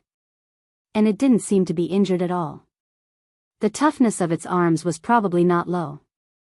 With a thought, a vigorous electric current flashed from Mikoto's body and wrapped her whole body. She heavily stomped her foot on the ground and the electric current flowed from her foot to the ground. Then, it spread out and in a net shape, shot towards the long-arm ape. As the electric current flowed through the ground rolled even more crazily. Crisp collapsing sounds continuously sounded from below. A moment later, the ground within a 10-meter radius of the long-arm ape had completely collapsed. It was like a dried-up wasteland. In the midst of the collapsing sounds, the long-arm ape raised its head and let out a strange cry. Its long arms smashed the ground and its body nimbly disappeared from the spot. It floated into the air and raised one of its arms. A metallic light suddenly appeared on its arm. In a low and deep symphony sound, the long-arm ape disappeared again in a flash. When the long-arm ape reappeared, it was already not far from Mikoto's side. His arm flashed with a metallic luster as he swung it out, breaking through the obstruction of the atmosphere, creating a burst of explosive sound as he swung it towards Mikoto's slender waist. With such momentum, as long as Mikoto was hit even once, she would be finished. Mikoto's face turned serious. She once again stomped on the ground. Her body crackled with electricity. But this time, what responded to Mikoto's electric sound was not a net of electricity but a wave of black iron sand.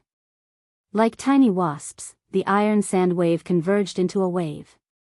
It let out a soft cry and rolled in the air. In the next moment, a thick iron sand wall was erected beside Mikoto, blocking the long-arm ape's attack. Bang! The long-arm ape slammed heavily on the iron sand wall, shattering a lot of the iron sand. The terrifying destructive force allowed the long-arm ape's hand to pierce through the iron sand wall, creating a hole. It even went through the wall and arrived in front of Mikoto's face. Mikoto's pupils shrunk, a trace of panic appeared on her face. She subconsciously took 2 steps back. These 2 steps saved Mikoto's life. The long-arm ape's hand stopped a few centimeters away from Mikoto's face. The reason wasn't because it was weak but because the long-arm ape's hand wasn't long enough. The long-arm ape's entire hand went through the iron sand wall and stabbed towards Mikoto. But because its hand wasn't long enough, the long-arm ape's armpit hit the iron sand wall and couldn't go any further. This allowed Mikoto to escape death, but also caused this hilarious scene. If the long-arm ape's intelligence had matured, it would have wanted to cry but no tears came out. Because this was the first time in its life that its hand wasn't long enough to reach, looking at the long-arm ape in front of her, a drop of cold sweat dripped down Mikoto's forehead. Her pretty face looked very stiff. The wind brought by the long-arm ape's attack made Mikoto feel waves of coldness. That hit was so close to hitting Mikoto's face, she slowly turned her head and realized what kind of situation she was in. She looked at the long-arm ape and her face turned angry. "You dare hit my face?" With a smile on her face, Mikoto took out a coin. Electricity crackled around her body and the long-arm ape's ears. The long-arm ape's body shook as if it sensed danger. It pulled back its hand and quickly retreated. However, just as it pulled out its hand, before it could retreat, an orange beam of light pierced through the iron sand barrier, widening the hole created by the long-armed ape. The distance was too close, and the long-armed ape had no time to dodge. It only had time to raise its hand in front of its body to protect itself, and the orange beam of light hit it. Bang! The railgun exploded on the long-arm ape's body. The terrifying force caused the long-arm ape to cry out in pain and fly into the air. But with the long-arm ape's defense, even though the long-arm ape was injured, it wasn't serious. It quickly adjusted its body in the air. When the long-arm ape was about to give chase, the scene it saw with its eyes made it cry out in pain. It saw Mikoto standing on the ground. Above her palm, a thick electric light was spinning at high speed. As the electric light spun, even the surrounding air seemed to be sucked in. While it was spinning at high speed, a terrifyingly high temperature appeared on the surface of the electric light. In an instant, the blue and white electric light exploded and was shot out by Mikoto. It hit the long-arm ape who couldn't dodge in time. Whoa! The violent electric current acted on the long-arm ape's body. The long-arm ape didn't have time to react and all of its hair was burnt to a crisp. Then, the high temperature from the spinning electric light also took effect. In an extremely short period of time, the long-arm ape was wrapped up in the heat. Then, an even more mournful cry sounded in the air. The high temperature lasted for almost half a minute before it gradually disappeared.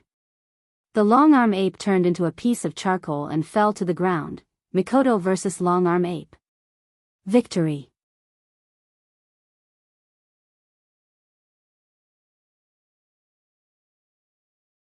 Chapter 559. Yeah. Watch me. Astria flapped her wings and dove down. She descended from a height of a few hundred meters towards the long-arm ape. At the same time, a blue lightsaber shot out from the hilt of her sword. Together with Astria, they turned into a meteor and plummeted towards their target. Their speed was so fast that even the air trembled. Astria had wings with the highest mobility and acceleration among the angeloids. She was also the fastest among the angeloids. Combined with her terrifying close-range combat ability, Astria was almost invincible in close-range combat. Oh, the long-arm ape opened its arms wide and let out a cry. It seemed to be saying something to Astria. The ape raised its arms in response to the incoming Astria. Astria's lightsaber pierced through the air like a giant electric drill. Astria plunged down a few hundred meters and thrust her lightsaber at the long-arm ape with an unstoppable momentum. Oh! The long-arm ape's face was ferocious. It let out a high-pitched and ear-piercing roar, then jumped up and waved its hand. A shadow of an arm shrouded in gray light tore apart the wind and waves, and forcefully resisted the attack that came from the sky. Boom! The long-arm ape was sent flying by Astria's attack. It crashed into the ground and left behind a giant crater.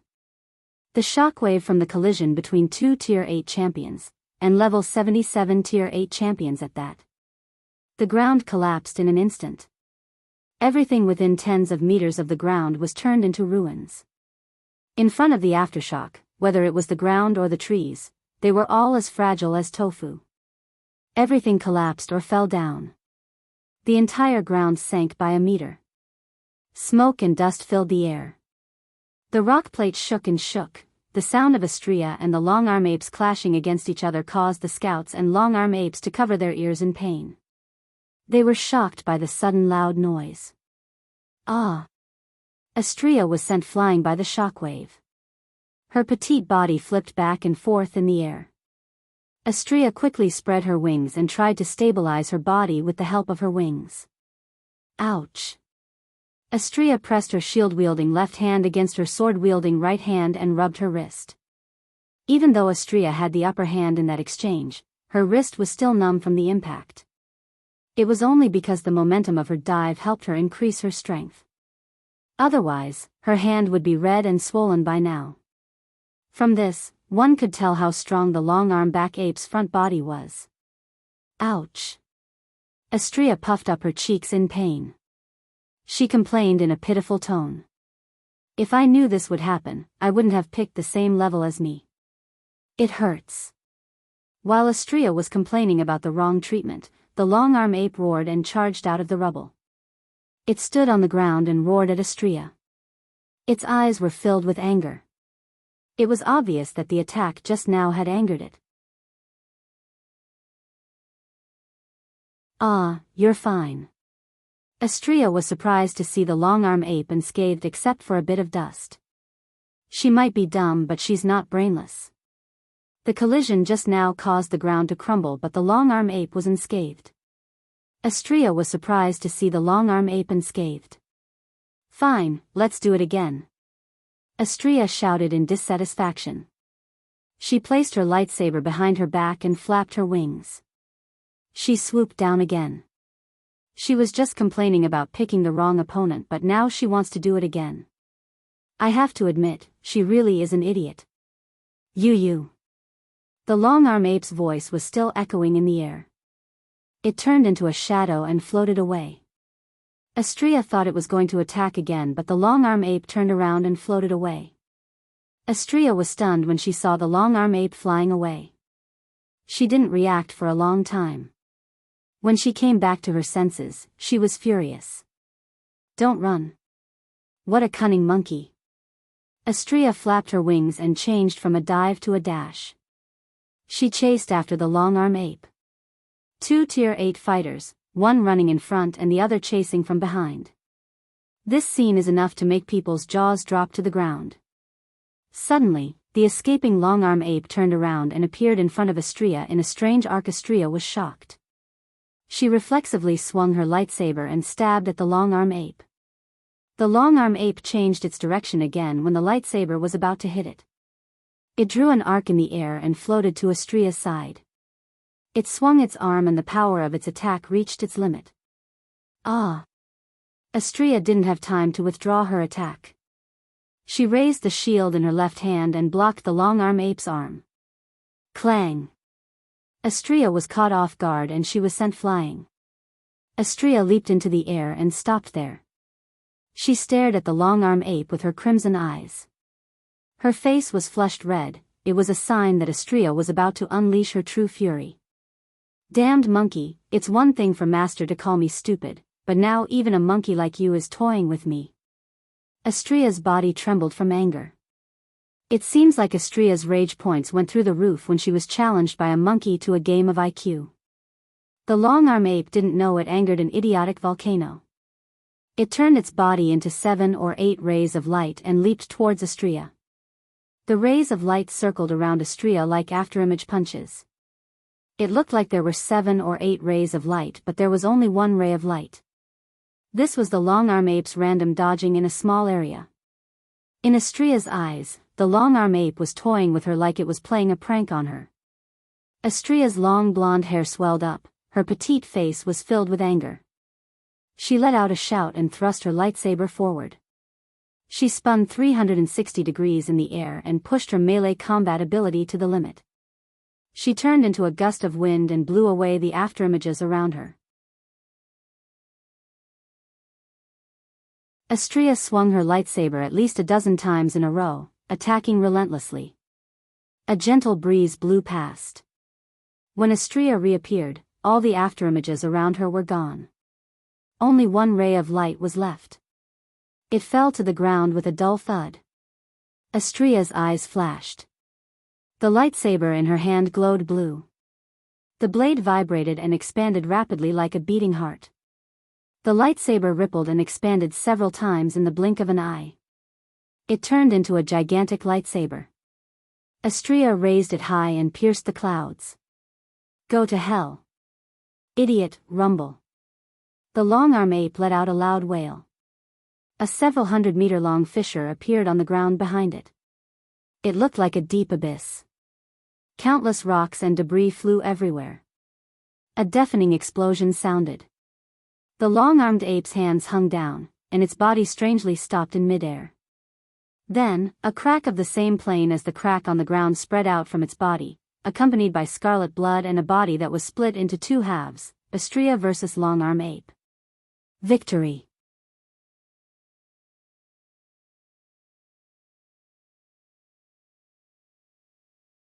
Chapter 560. While Mikoto and Xianxia were battling it out, Ikaros's battle was just beginning. Unlike Mikoto and Xianxia, Ikaros's abilities are focused on group battles and destructive power. Once she gets involved in a fight, it's hard for her to control her strength. Even Apollo has to use his absolute defense circle to defend himself. If she's not careful enough, she might accidentally injure her companions. Therefore, the moment the battle started, Ikaros was like a bolt of lightning that pierced through space and appeared in front of the long-arm ape. She didn't start the battle right away. Instead, she used the wings of light on her back to slap her opponent away from the battlefield. The moment Ikaros moved, the long-arm ape moved as well. Its speed isn't slow either, but it's still slower than the winged Ikaros. Unable to react in time, the long-arm ape only had time to get into a defensive stance before it was sent flying by the wings of light. In the process of flying backward, the long-armed ape broke many trees, and in the end, it even smashed into the ground, creating a long horizontal ditch. After that, it flipped over and stabilized its body. Feeling the searing pain on its back, the long-armed ape's face scrunched up. It opened its mouth wide and let out a series of soft cries. If it were any other long-armed ape, they would have most likely flown into a rage. However, this long-armed ape was level 79. It was only a step away from reaching tier 9. Naturally, its intellect was the most mature among the long-armed apes. At its level, it already knows what to do in order to make sense, and what to do is meaningless. That's why it didn't get angry. It stood up and looked up at the sky. There, an angel with a pair of blue wings of light is floating in the sky. Artemis. Ikaros's eyes flashed, the wings of light behind her back flapped and countless pink light beams shot out. Cherry-colored missiles with meteor-like long tails were launched towards the long-arm ape.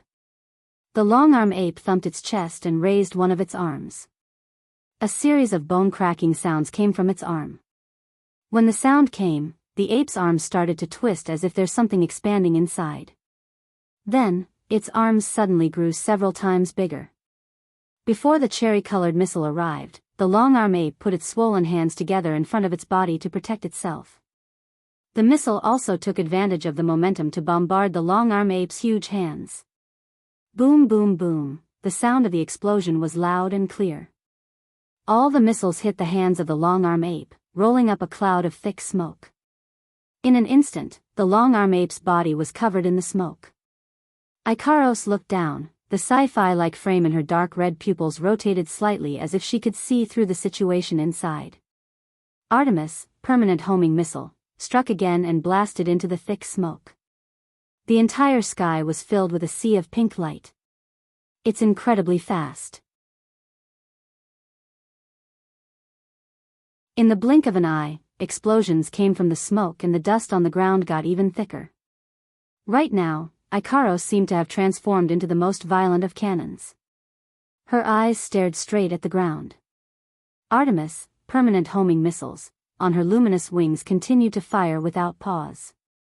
The sky shone brightly as pinkish meteors poured down from the sky, creating sonic booms that sounded like landslides and tsunamis as they smashed into the thick smoke one after another.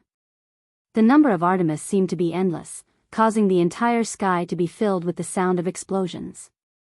Under the attack of the Artemis, the ground was already unable to bear the heavy burden. The rock slab broke inch by inch, and the ground slowly cracked open. In just a short while, the surroundings with the thick smoke as the center were already filled with cracks and potholes. Whoa! At some point, the long-arm ape's unique cry finally rang out from within the thick smoke. The sound was filled with impatience and ferocity. Clearly, under Ikaros' relentless attacks, the long-arm ape couldn't hold on any longer. Suddenly, there was a slight protrusion on top of the smoke. Then, a black shadow darted out from the protrusion. Its speed was even faster than the Artemis firing speed. It nimbly evaded the projectiles and arrived in front of Ikaros in an instant. Woo! The long-arm ape let out a long cry. It raised its giant arms and clasped them together. Then, it turned around and smashed down on Ikaros. A crisp sound rang out.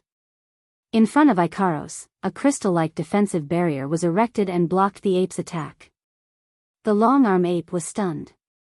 Taking advantage of this opportunity, Ikaros's eyes flashed.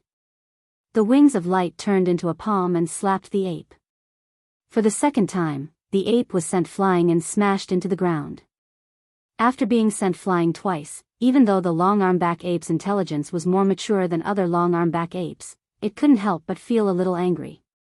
Lying on the ground, the long-arm-back ape didn't get up and directly threw out one of its giant hands.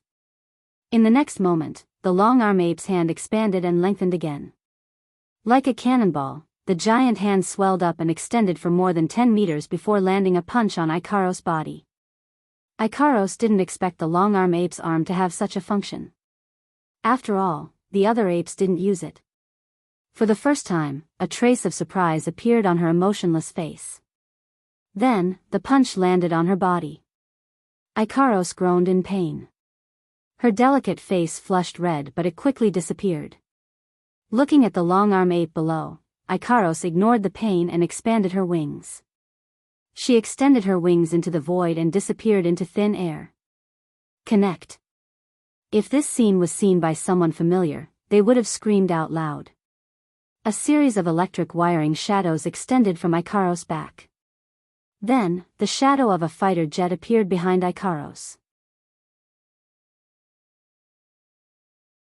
It was Ikaros's trump card, gold armament. Uranus system. The sudden change made the long-arm ape's expression change. Its eyes reflected the shadow of the fighter jet behind Ikaros, and a sense of extreme danger surged in its heart. Danger. Very dangerous. Very dangerous. The long-arm ape retracted its hands without hesitation. In an instant, the pair of swollen and elongated arms returned to their original size. The long-arm ape leaped up and roared as it reached out with both hands. Once again, the pair of arms that had returned to their original size shot out and blasted towards Ikaros. Without the gigantification, the long-arm ape's speed increased by a notch. Even though its power was reduced, its speed was increased.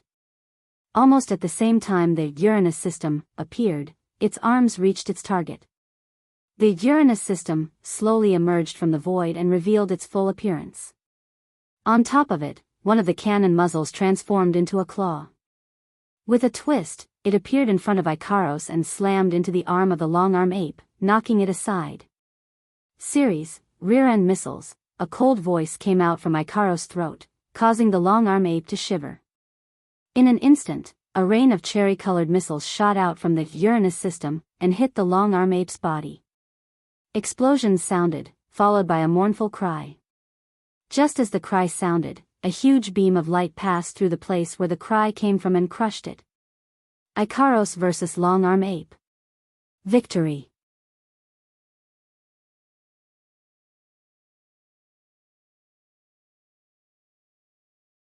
Chapter 561. On the other side, Chuju, Shokuhu Misaki, Kinohara Sai, Frenda, and Takitsubu Riku are facing off against the level 70 rank 8 long-arm ape. Shokuhu Misaki and Takitsubu Riku are standing at the back, looking at the long-arm ape. Frenda is standing in front of Shokuhu Misaki and Takitsubu Riku with her hands under her skirt. Chuju and Kinohara Sai are standing in front of the long-arm ape in a straight line. The LV-74 longback ape didn't seem to have much patience. Seeing that the LV-70 longback ape was being targeted and was stuck in a stalemate, the LV-70 longback ape moved its feet and was about to launch an attack. However, before it could move, a heavy sense of pressure and danger descended upon it without any warning, causing it to freeze in place. The level 74 long-arm ape gently turned its head and looked at the source of the pressure and danger. Then, the long-arm ape saw it. Wu Yan is holding Flandrachan's hand, standing there silently. His wine-red eyes are emotionless as he stared at the long-arm ape. He didn't do anything else, but his calm demeanor made the level 74 long-arm ape freeze in place. The long-arm ape can faintly see a gigantic beast standing in the middle of the sea of blood staring at it. The beast's ferocious mouth is facing it. It's as if the gigantic beast will devour it in the next moment. The level 74 long-arm ape's golden fur stood on end. Its intellect may not be as high as a human's, but its instincts are very strong. Its instincts are telling it that if it dares to charge at the girls, it will receive a fatal blow. The level 74 long-arm ape froze in place. Seeing that, Wu Yan didn't move either. He looked at it calmly, guarding against the possibility of it harming Chuju and the others. His mind drifted towards the girls, observing their battle. Wu Yan's side is in a stalemate with the level 74 long-arm ape. Chuju, Shokuhu Misaki, Kinohara Sai, Frenda, and Takitsubu Riku are also in a stalemate with the level 70 long-arm ape. However, unlike Wu Yan who wants to keep an eye on Flandrachan, the girls here really want to fight. That's why the stalemate didn't last long. Finally, Kinohara Sai couldn't hold on any longer. She raised her hand and clenched it into a fist. Instantly, everyone's attention was drawn to her fist. When Kinohara Sai opened her eyes, a powerful air current and a sharp aura surrounded her fist and turned into an invisible air ring. Kinohara Sai punched the air and the air ring flew towards the level 70 long-arm ape. The long-arm ape that has been observing the 5 girls also moved. It was like a venomous snake, silent and fast as lightning. The stalemate was broken in an instant by Kinohara Sai and the long-arm ape. The long-arm back ape struck forward with one of its long arms, dispersing Kinohara Sai's attack in the most violent way possible. Following that, it launched its counterattack against her. Seeing the long-arm ape pouncing towards her, Takitsubo Riku quickly reacted. Her eyes trembled and she used her cheat-like ability on her companion. Kinohada Sai seemed to have sensed something and her lips curled up. Facing the long-arm ape's attack, Kinohada Sai chose to retreat. She took a step forward and a circle of aura appeared around her feet and brought her a few meters away. At the same time, Chuju, who was standing beside Kinohada Sai, was like a flash of pink lightning. She held her crystal sword and pierced towards the long-arm ape. The long-arm ape let out a cry of surprise, and with a grin, it changed its attack without hesitation. Its hands turned into a blur, and collided with Hinajiku's white cherry. Clang! When the tip of the sword clashed with the shadow of the long-arm ape, the sound of weapons clashing could be heard. Chuju could only feel a terrifying force passing from white cherry to her hand. Her hand went numb and her body was pushed back. Her face was filled with shock. She didn't expect the long-arm ape's physical strength to be so strong. It used its body to clash with a sharp weapon and was unharmed. It even forced her to retreat. No wonder it couldn't use magic despite being a magical beast. Its ability to use emotional magic has developed into its body. However, even though Hinajiku was surprised by Long-Arm Ape's physical strength, and her plan to fight it head-on was ruined, she didn't panic. She straightened her body, and with a swish, the sword in her hand flashed again, and this time, it was the Long-Arm Ape's turn to retreat in midair, unable to change its position. Of course, the Long-Arm Ape wasn't easy to deal with. After all, it was still a rank 8 magical beast. Even if its true strength wasn't comparable to a rank 8 human, it was still stronger than a rank 7 human. It retreated and clapped its hands. Its hands that were longer than its body swung towards Chuju. Chuju's eyes flashed. She watched as the Long-Arm Ape's arms came towards her. She couldn't stabilize her body. Plus, she was forced to use her sword when she was pushed back. In a flash, the Long-Arm Ape's arms came towards her. At this critical moment, a strange sound of "pi" was heard. Everyone heard it clearly. At the same time, the Long-Arm Ape that was swinging its arms to attack Chuju was stunned. Its mind went blank. The Long-Arm Ape's hands that were originally going to attack Chuju also missed its target. It hit the ground in front of Chuju and sank deep into the ground. Of course, it was Shokuhu Misaki's doing. By the time the ape reacted, it was already too late. The fist wind that had been accumulating power for a long time suddenly exploded when it got close to the ape's body. Ah! Kinohada Sai roared and punched out with her nitrogen armor. The punch landed on the stomach of the long-arm back ape, who couldn't retract his arms and couldn't advance or retreat. The long-arm back ape howled miserably as blood spurted out from its mouth. However, it had successfully pulled its arms out of the ground. But at this time, Hinajiku also steadied her body. Her eyes flashed, and her white cherry flashed like lightning, changing from a stab to a slap. The crystal longsword's tough blade fiercely slapped the ape's body. The ape that was already injured was sent flying, smashing into the trunk of a big tree and sliding to the ground. Along with it, a strange-looking doll slid down from the tree and fell into the long-arm ape's arms. The long-arm ape caught the doll instinctively and at the same time, the doll's stomach started to swell. The long-arm ape felt a sense of extreme danger. The ape yelled and raised its hand, intending to throw the doll away. However, as soon as it raised its hand, it heard a "pi" sound again.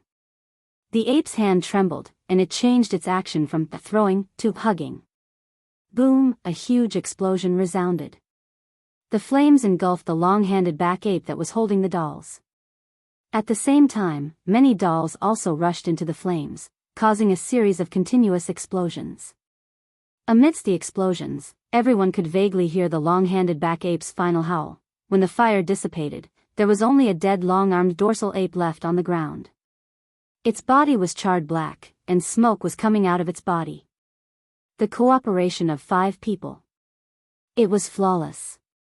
With the cooperation of 5 people, the rank 8 long-arm ape died faster than Wu Yen did with the black water octopus. Yay! We won! Kinohata Sai and Frenda cheered. Chuju, Shokuhu Misaki, and Takitsubu Riku looked at each other and laughed. You sisters are amazing. Flandre-chan also cheered and ran towards Chuju and the rest. To be praised by Flandre-chan as amazing, one can only imagine how amazing the battle was. Seeing how happy Chuju, Shokuhu Misaki, Kinohata Sai, Frenda, and Takitsubu Riku, Wu Yen smiled. Not bad.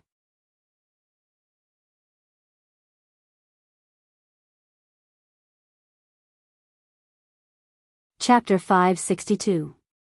By now, Mikoto, Ikaros, and Astria had already won their battles.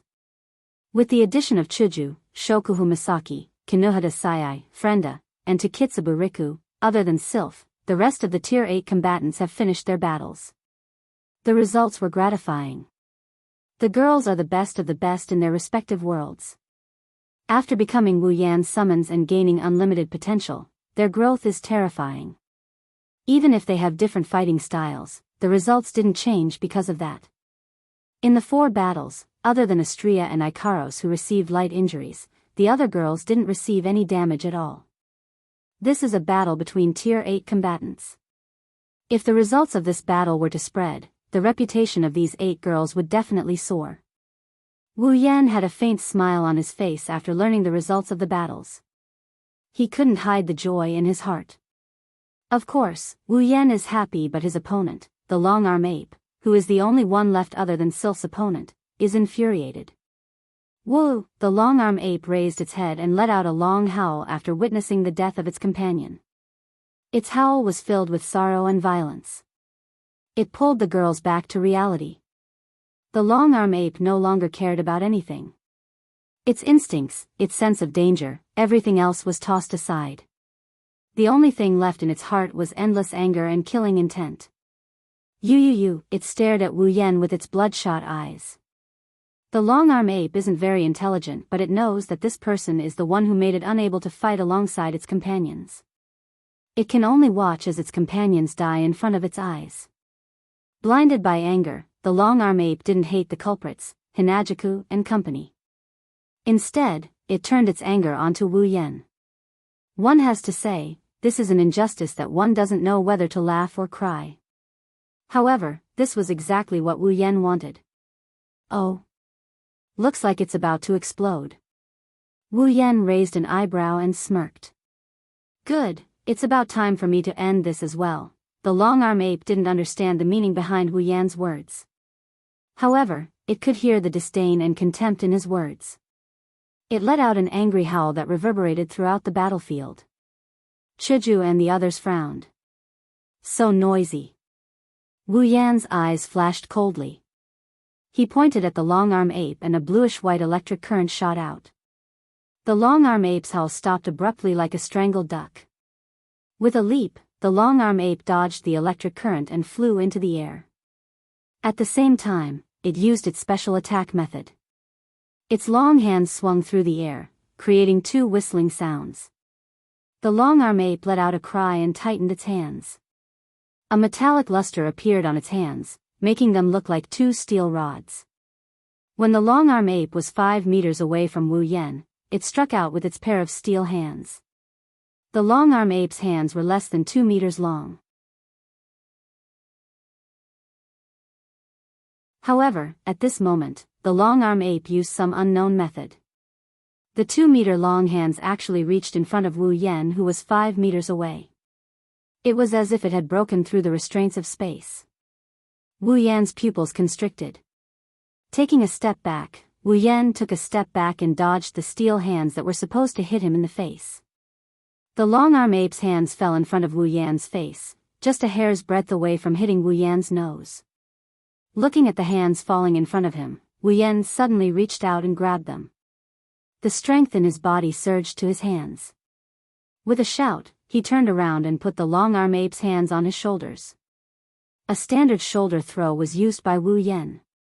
The long-arm ape's body was pulled. It couldn't help but let out a cry. Then, the sky and earth spun. The scene in front of its eyes became a blur. When the long-arm ape came back to its senses, it felt a sharp pain on its body. With a muffled sound, it felt something on its back. That was the result of Wu Yan throwing the long-arm ape over his shoulder and smashing it to the ground. However, it wasn't over yet. After the shoulder throw, the long-arm ape's hands were still in Wu Yan's hands. Therefore, Wu Yan immediately pulled the long-arm ape up again. He turned around, threw it over his shoulder, and smashed it down. His movements were smooth. Another shoulder throw. Peng peng peng peng, holding the long-arm ape's hands tightly, Wu Yan continued to use the most violent method to throw the long-arm ape to the ground. One shoulder throw after another was used. The long-arm ape was smashed until it was dizzy and had difficulty breathing. It didn't recover for a long time until it resisted the dizziness and screamed. Only then was Wu Yan satisfied. He pulled its body, spun it in the air, and threw it out. Pung! The long-arm ape landed heavily on the ground. Cracks appeared on the ground around its body, showing the strength of the blow. Looking at the long-arm ape struggling to get up, Chuju and Shokuhu Misaki looked at each other and smiled bitterly. This method of fighting is too violent. Is that long-arm ape really a rank 8 monster? Is there a mistake? How could it be injured like this after a few shoulder throws? Sometimes, the simplest method is the most effective. This is the best example. However, the long-arm ape still managed to stand up. This surprised Wu Yan. Shoulder throw may be simple and violent, but it was done with the help of his true ancestor body. Even a rank 8 monster would have injuries all over its body. Yet, the long-arm ape still managed to stand up. Its injuries don't seem to be that serious. As expected of a monster with a strong body. It doesn't even know magic, it's a monster that specializes in physical training. Wu Yan sighed and smiled. That's fine. Let me try out the effect of this ability. Rubbing his chest, Wu Yan slowly closed his eyes. He sank his consciousness into his body and started moving towards his chest. Underneath his clothes, on his chest, there are 3 red Magatama engravings. They don't give off the slightest hint of strangeness, they look like ordinary tattoos, plain and unremarkable. However, when Wu Yan's consciousness touched one of the engravings, it suddenly lit up. First red jade. Activate. Under his clothes, there were 3 neatly arranged jade hooks. The leftmost jade hooks rotated slightly. Streaks of blood-red light shone from it. The jade hooks that looked like a tattoo a moment ago came to life at this moment. Red jade mode. Activate.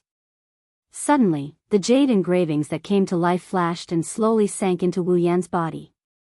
At the same time, an indescribable power came out of the jade engravings and merged with Wu Yan's body. Under the watchful eyes of the crowd, red runes appeared on Wu Yan's black clothes. The red runes spread on his black clothes, and in just a few moments, Wu Yan's clothes turned into a black and red trench coat. Feeling that he has entered the red jade mode, Wu Yan gently opened his eyes. A red light flashed in his wine-red pupils. Then, Wu Yan's left eye fluctuated and turned golden. There's a clock inside. This left eye is exactly the same as Tokisaki Kurumi's golden eye clock. Needless to say, the red jade mode of the first red jade was undoubtedly Tokisaki Kurumi. At this time, Wu Yan has become a level 75 existence with the power of the Time Fairy.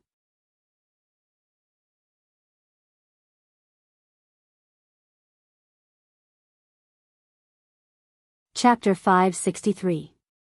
His black clothes transformed into a black and blood-red trench coat with red patterns. His left eye transformed into a golden color with a clock in it. He looked extremely demonic. Along with the changes in his appearance, his level and ability also changed. Wu Yan sensed the change in his body. His gold and red eyes rippled and a smile appeared on his face. Chuju, Shokuhu Misaki, Flandre-chan, Kinuhata Sayai, Frenda, and Takitsubu Riku were stunned by Wu Yan's transformation. Oniai-chan.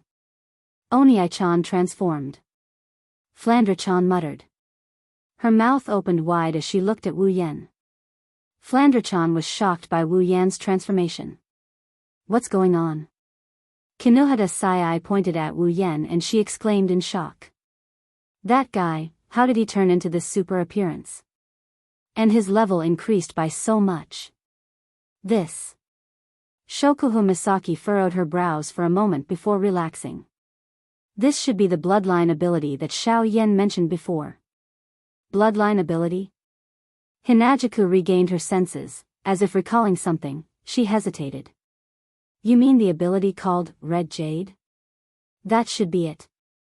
Shokuhu Misaki nodded and praised. When I heard Xiao Yan talk about it, I thought he was exaggerating. I didn't expect him to really have such an ability. Takitsubu Riku stared at Wu Yan for a while and said. I feel like something changed in him, I feel the same way. Hinajaku nodded and said to the girls in an ethereal tone, I feel like Yan's existence has undergone a fundamental change. Shokuhu Misaki nodded. She felt the same way. No, it should be said that all the girls who are familiar with Wu Yan felt it. Chuju and the others didn't know that this feeling was accurate. Wu Yan's existence has undergone a fundamental change because he's not only a true ancestor, he's also an elf. This is a spiritual equipment? Touching the strange windbreaker he is wearing, Wu Yan's expression is filled with surprise. He is surprised by the appearance of the spiritual equipment he is wearing, but more importantly, he is happy.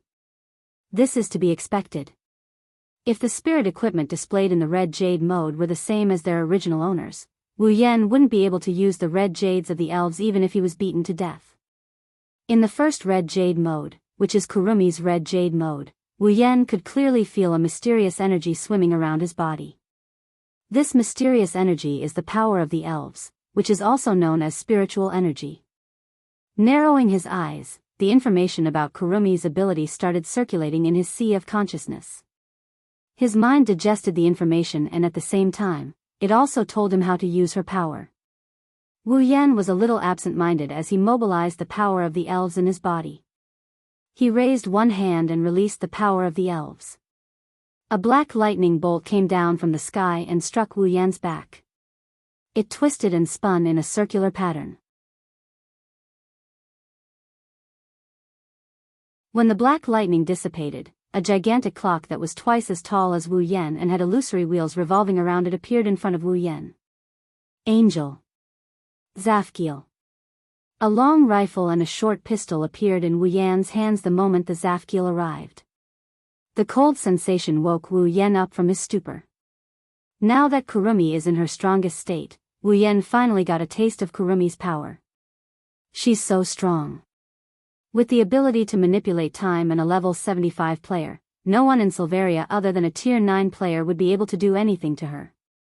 If it weren't for the fact that there were many elves with strange abilities in the date battle, Kurumi wouldn't have lost to any elves below tier 9. The power of time was too overpowered. If Kurumi came to Silveria, she would be able to put up a good fight against any elves below tier 9 no matter what tier they were. Back then, he was able to fight Kwang San to that extent. In a sense, if he didn't have the body of a true ancestor, he would have died countless times. Holding the two guns tightly, Wu Yan raised his head and looked at the long-arm ape. The corner of his mouth slowly rose. Suddenly, on the giant clock behind Wu Yan, a black and red stream of air flowed out from the character one and floated into the rifle in his hand. It's the Aleph bullet. Wu Yan raised the short rifle and pressed it against his temple. Under the horrified eyes of Chuju and the others, Wu Yan pulled the trigger and shot the Aleph into his body. The next moment, Wu Yan disappeared. On the other side, the long-arm ape's hair stood on end. A chill ran down its spine, prompting it to instinctively jump away. However, at this moment, a figure had already appeared beside it. The long-arm ape's eyes widened as it looked at the smiling face right in front of it. The muzzle of a long-barreled rifle entered its vision, and in less than a second, it was pressed against its head, bang. A huge force exploded on the long-arm ape's head and sent it flying. The explosion also caused its mind to go blank. The long-arm ape didn't regain its senses until it fell to the ground. It shook its head and stood up. However, as soon as it stood up, a series of gunshots rang out and landed on its body. The long-arm ape felt a sharp pain on its body as if something was flowing out of its body. Scarlet blood dripped from the long-arm ape's body. Its body was covered with small bloody holes and its fur was dyed red. At this time, the long-arm ape was still stunned from the previous attack. After a long time, the long-arm ape finally recovered and realized what happened to its body. However, it was already too late. The long-arm ape felt something pressing against its forehead again. It raised its head and saw Wu Yan's familiar figure. Bang! The sound of gunshots rang out again. This time, it wasn't a huge force that hit the long-arm ape, but a sharp edge.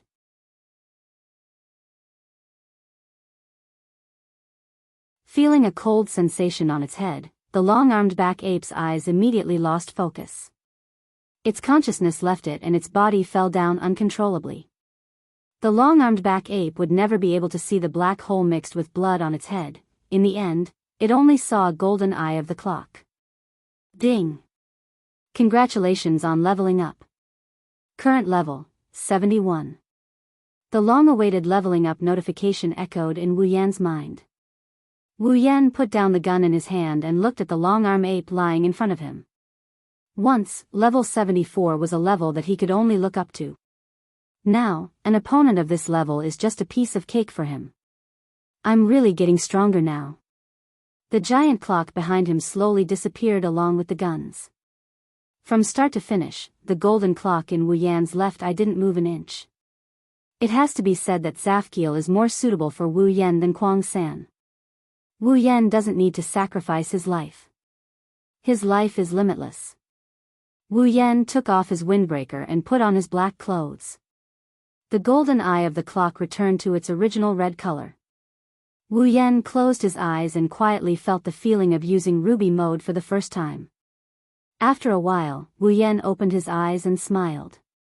Firstly, the duration of the red jade mode is 1 hour. Not bad.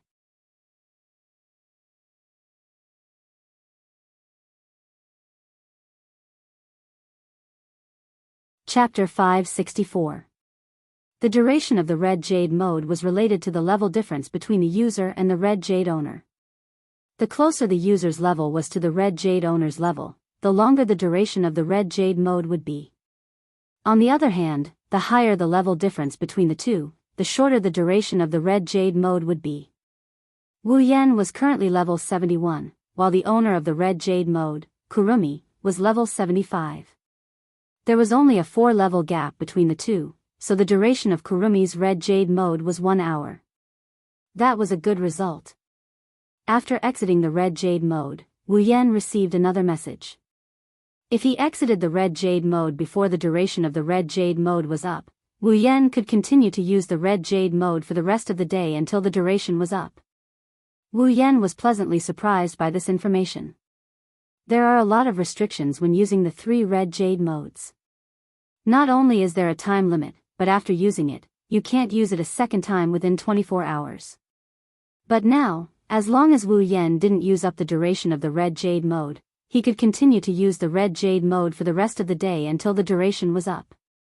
For example, if Kurumi's red jade mode lasted for an hour, and Wu Yan only used it for 10 minutes, then Wu Yan could continue to use the red jade mode for the rest of the day until the remaining 50 minutes were up. Only then would he have to wait for 24 hours to use it again. Of course, if Wu Yan only used the red jade mode for 10 minutes within 24 hours, then the remaining 50 minutes would return to the original duration of the red jade mode after 24 hours. Wu Yan's eyebrows twitched when he received this message. Why does it feel like I'm playing a game where I have to wait for my skills to return to full cooldown? Shaking his head, Wu Yan looked at the long-arm ape on the ground and the one that was killed by Chuju's group. He waved his hand and the 2 long-arm apes were given to the system in exchange for some item points and ability points before he turned around. As soon as he turned around, he saw Hinajiku, Shokuhu Misaki, Kinohada Sayai, Frenda, and Takitsubu Riku all glaring at him angrily. Even Flandra-chan was the same, which gave him quite a shock. What are you doing? Wu Yan took a step back and looked at them. He didn't offend them, did he? Why did they all look so angry? What? Chuju's lips curled into an angry grin. You still have the nerve to say what? Do you know that we were almost scared to death by you? Scared to death? Wu Yan couldn't help but roll his eyes. I'm the one who should be scared to death, right? Why didn't you guys make a sound when you walked? By the way, when did you guys get here? I didn't even notice you guys. Am I a fake tier 8 or something? Wu Yan ridiculed. To be honest, this is one of his questions. Shokuhu Misaki sneered, her tone was laced with anger. Next time you want to commit suicide, can you please tell us first? Wu Yan flinched for a second before he came to a realization. So it's because he shot himself in the head that caused this commotion. Chuju and the others didn't know about Kurumi's ability. They didn't know that Kurumi's ability is to turn time energy into bullets that can be used on oneself or an enemy. He used Aleph to shoot himself and they thought he was committing suicide. Wu Yan couldn't help but laugh. He looked at the girls mockingly, as if he's laughing at them. Only he knows how he's feeling right now. Master.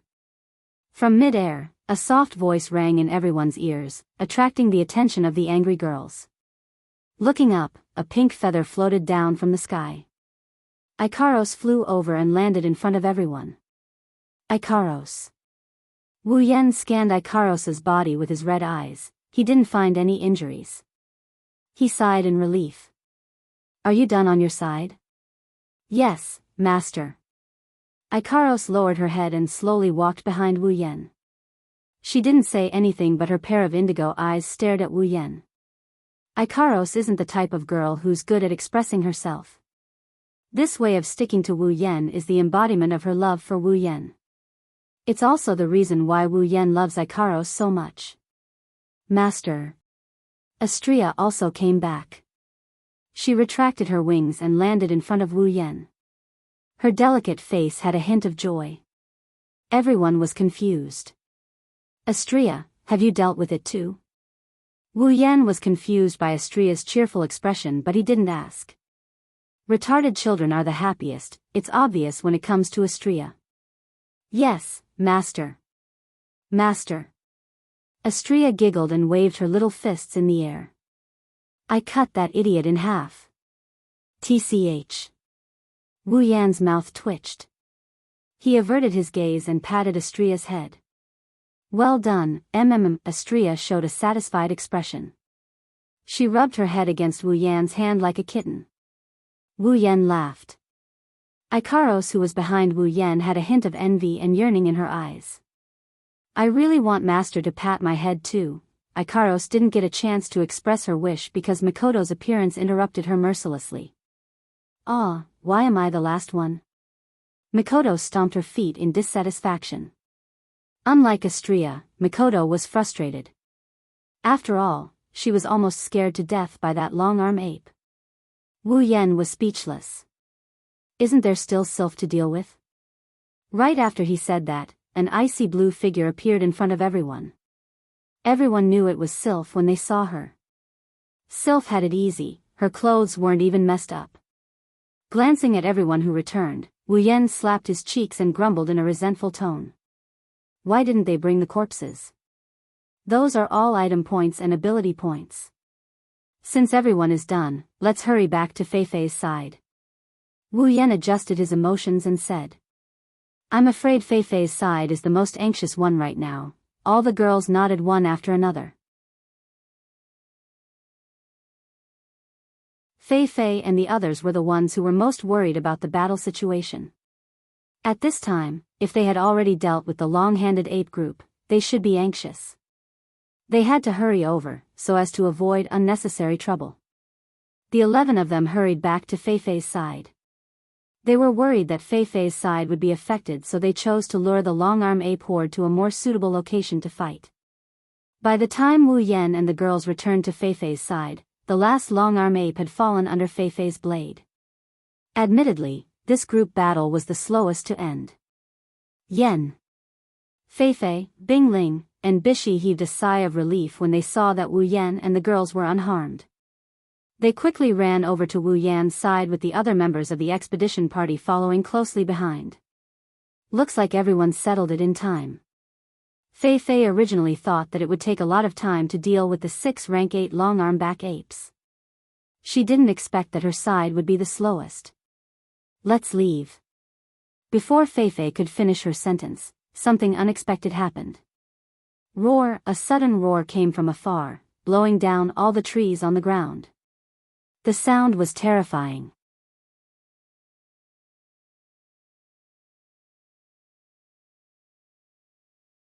Chapter 565.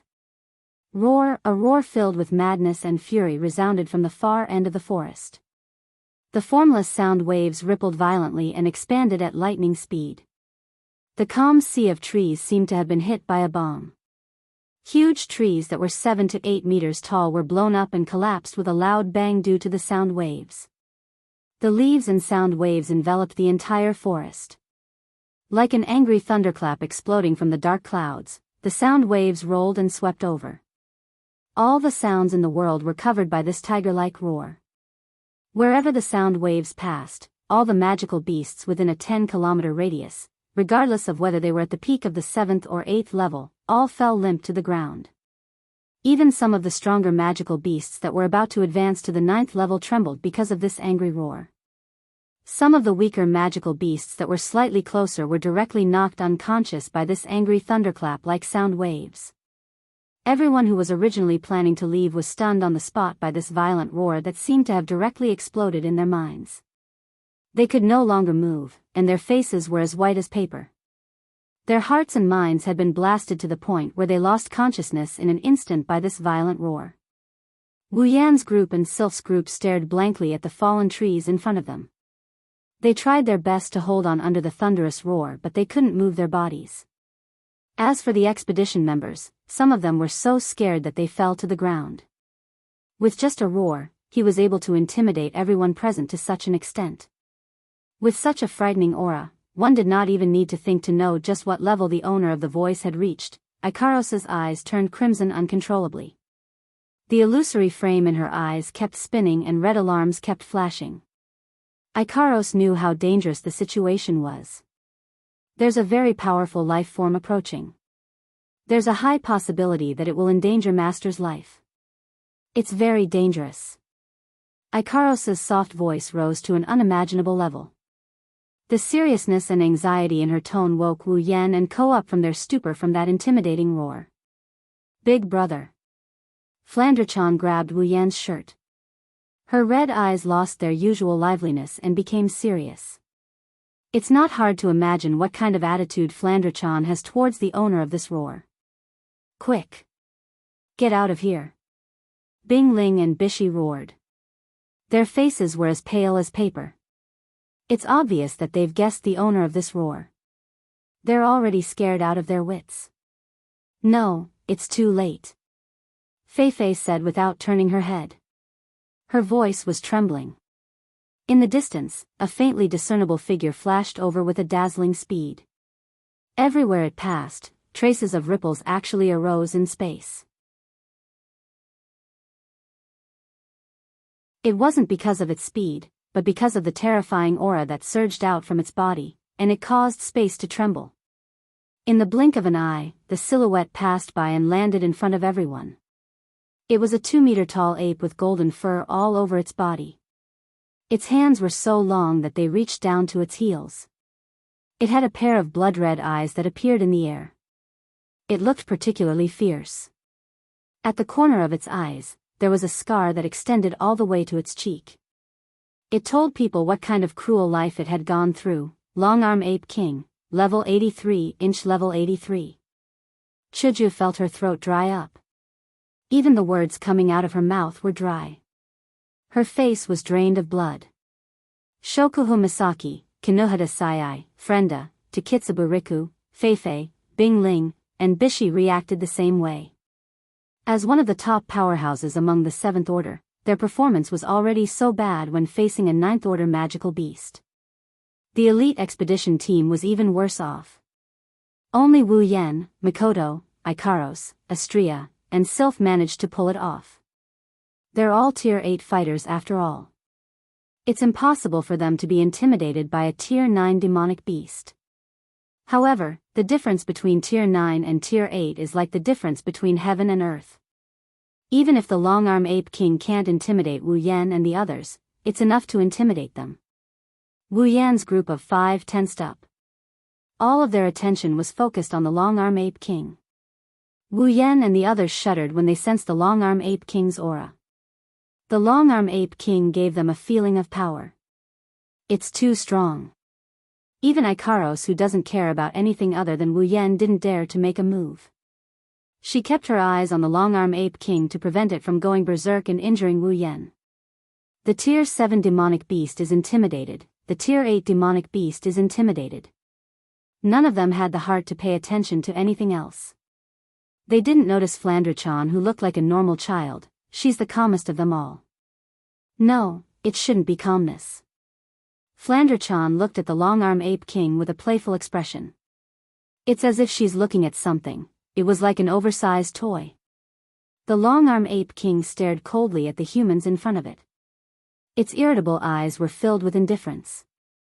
It's like it's looking at a bunch of ants. It didn't even look them in the eye. However, this cold and indifferent expression completely changed when it saw the corpses of the long-arm apes on the ground. Its blood-colored beast pupils shrunk and slowly shrunk to the size of a needle. Immediately after, a boundless berserk and vicious aura filled its entire eye sockets. Roar! The long-arm ape king let out a roar that's several times more violent than before. The ground around the long-arm ape king was shattered and the trees around it were blown away. The roar hit everyone in front of it.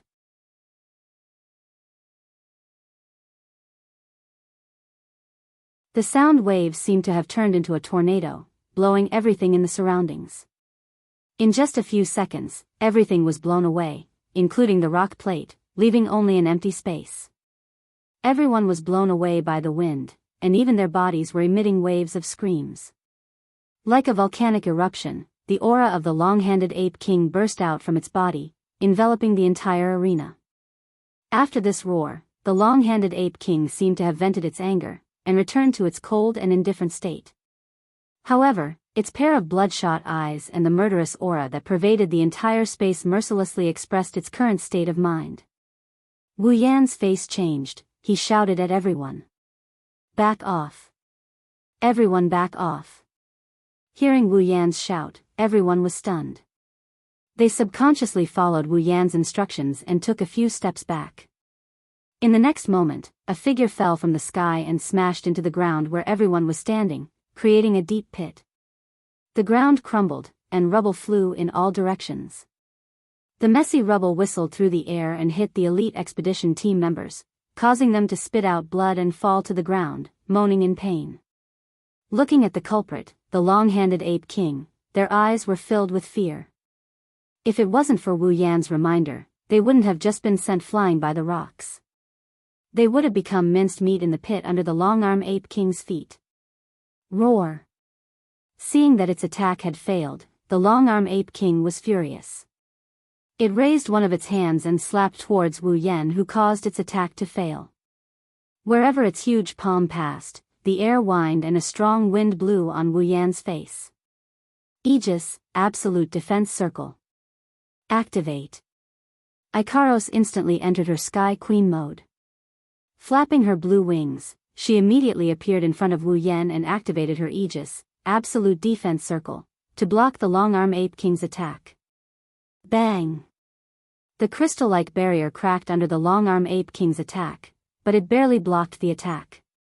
This made the long-arm ape king even angrier. Battle. It's on the verge of erupting. You're tuning into the Carefree Valley YouTube channel. Don't forget to subscribe and join us on this journey to catch the most captivating stories.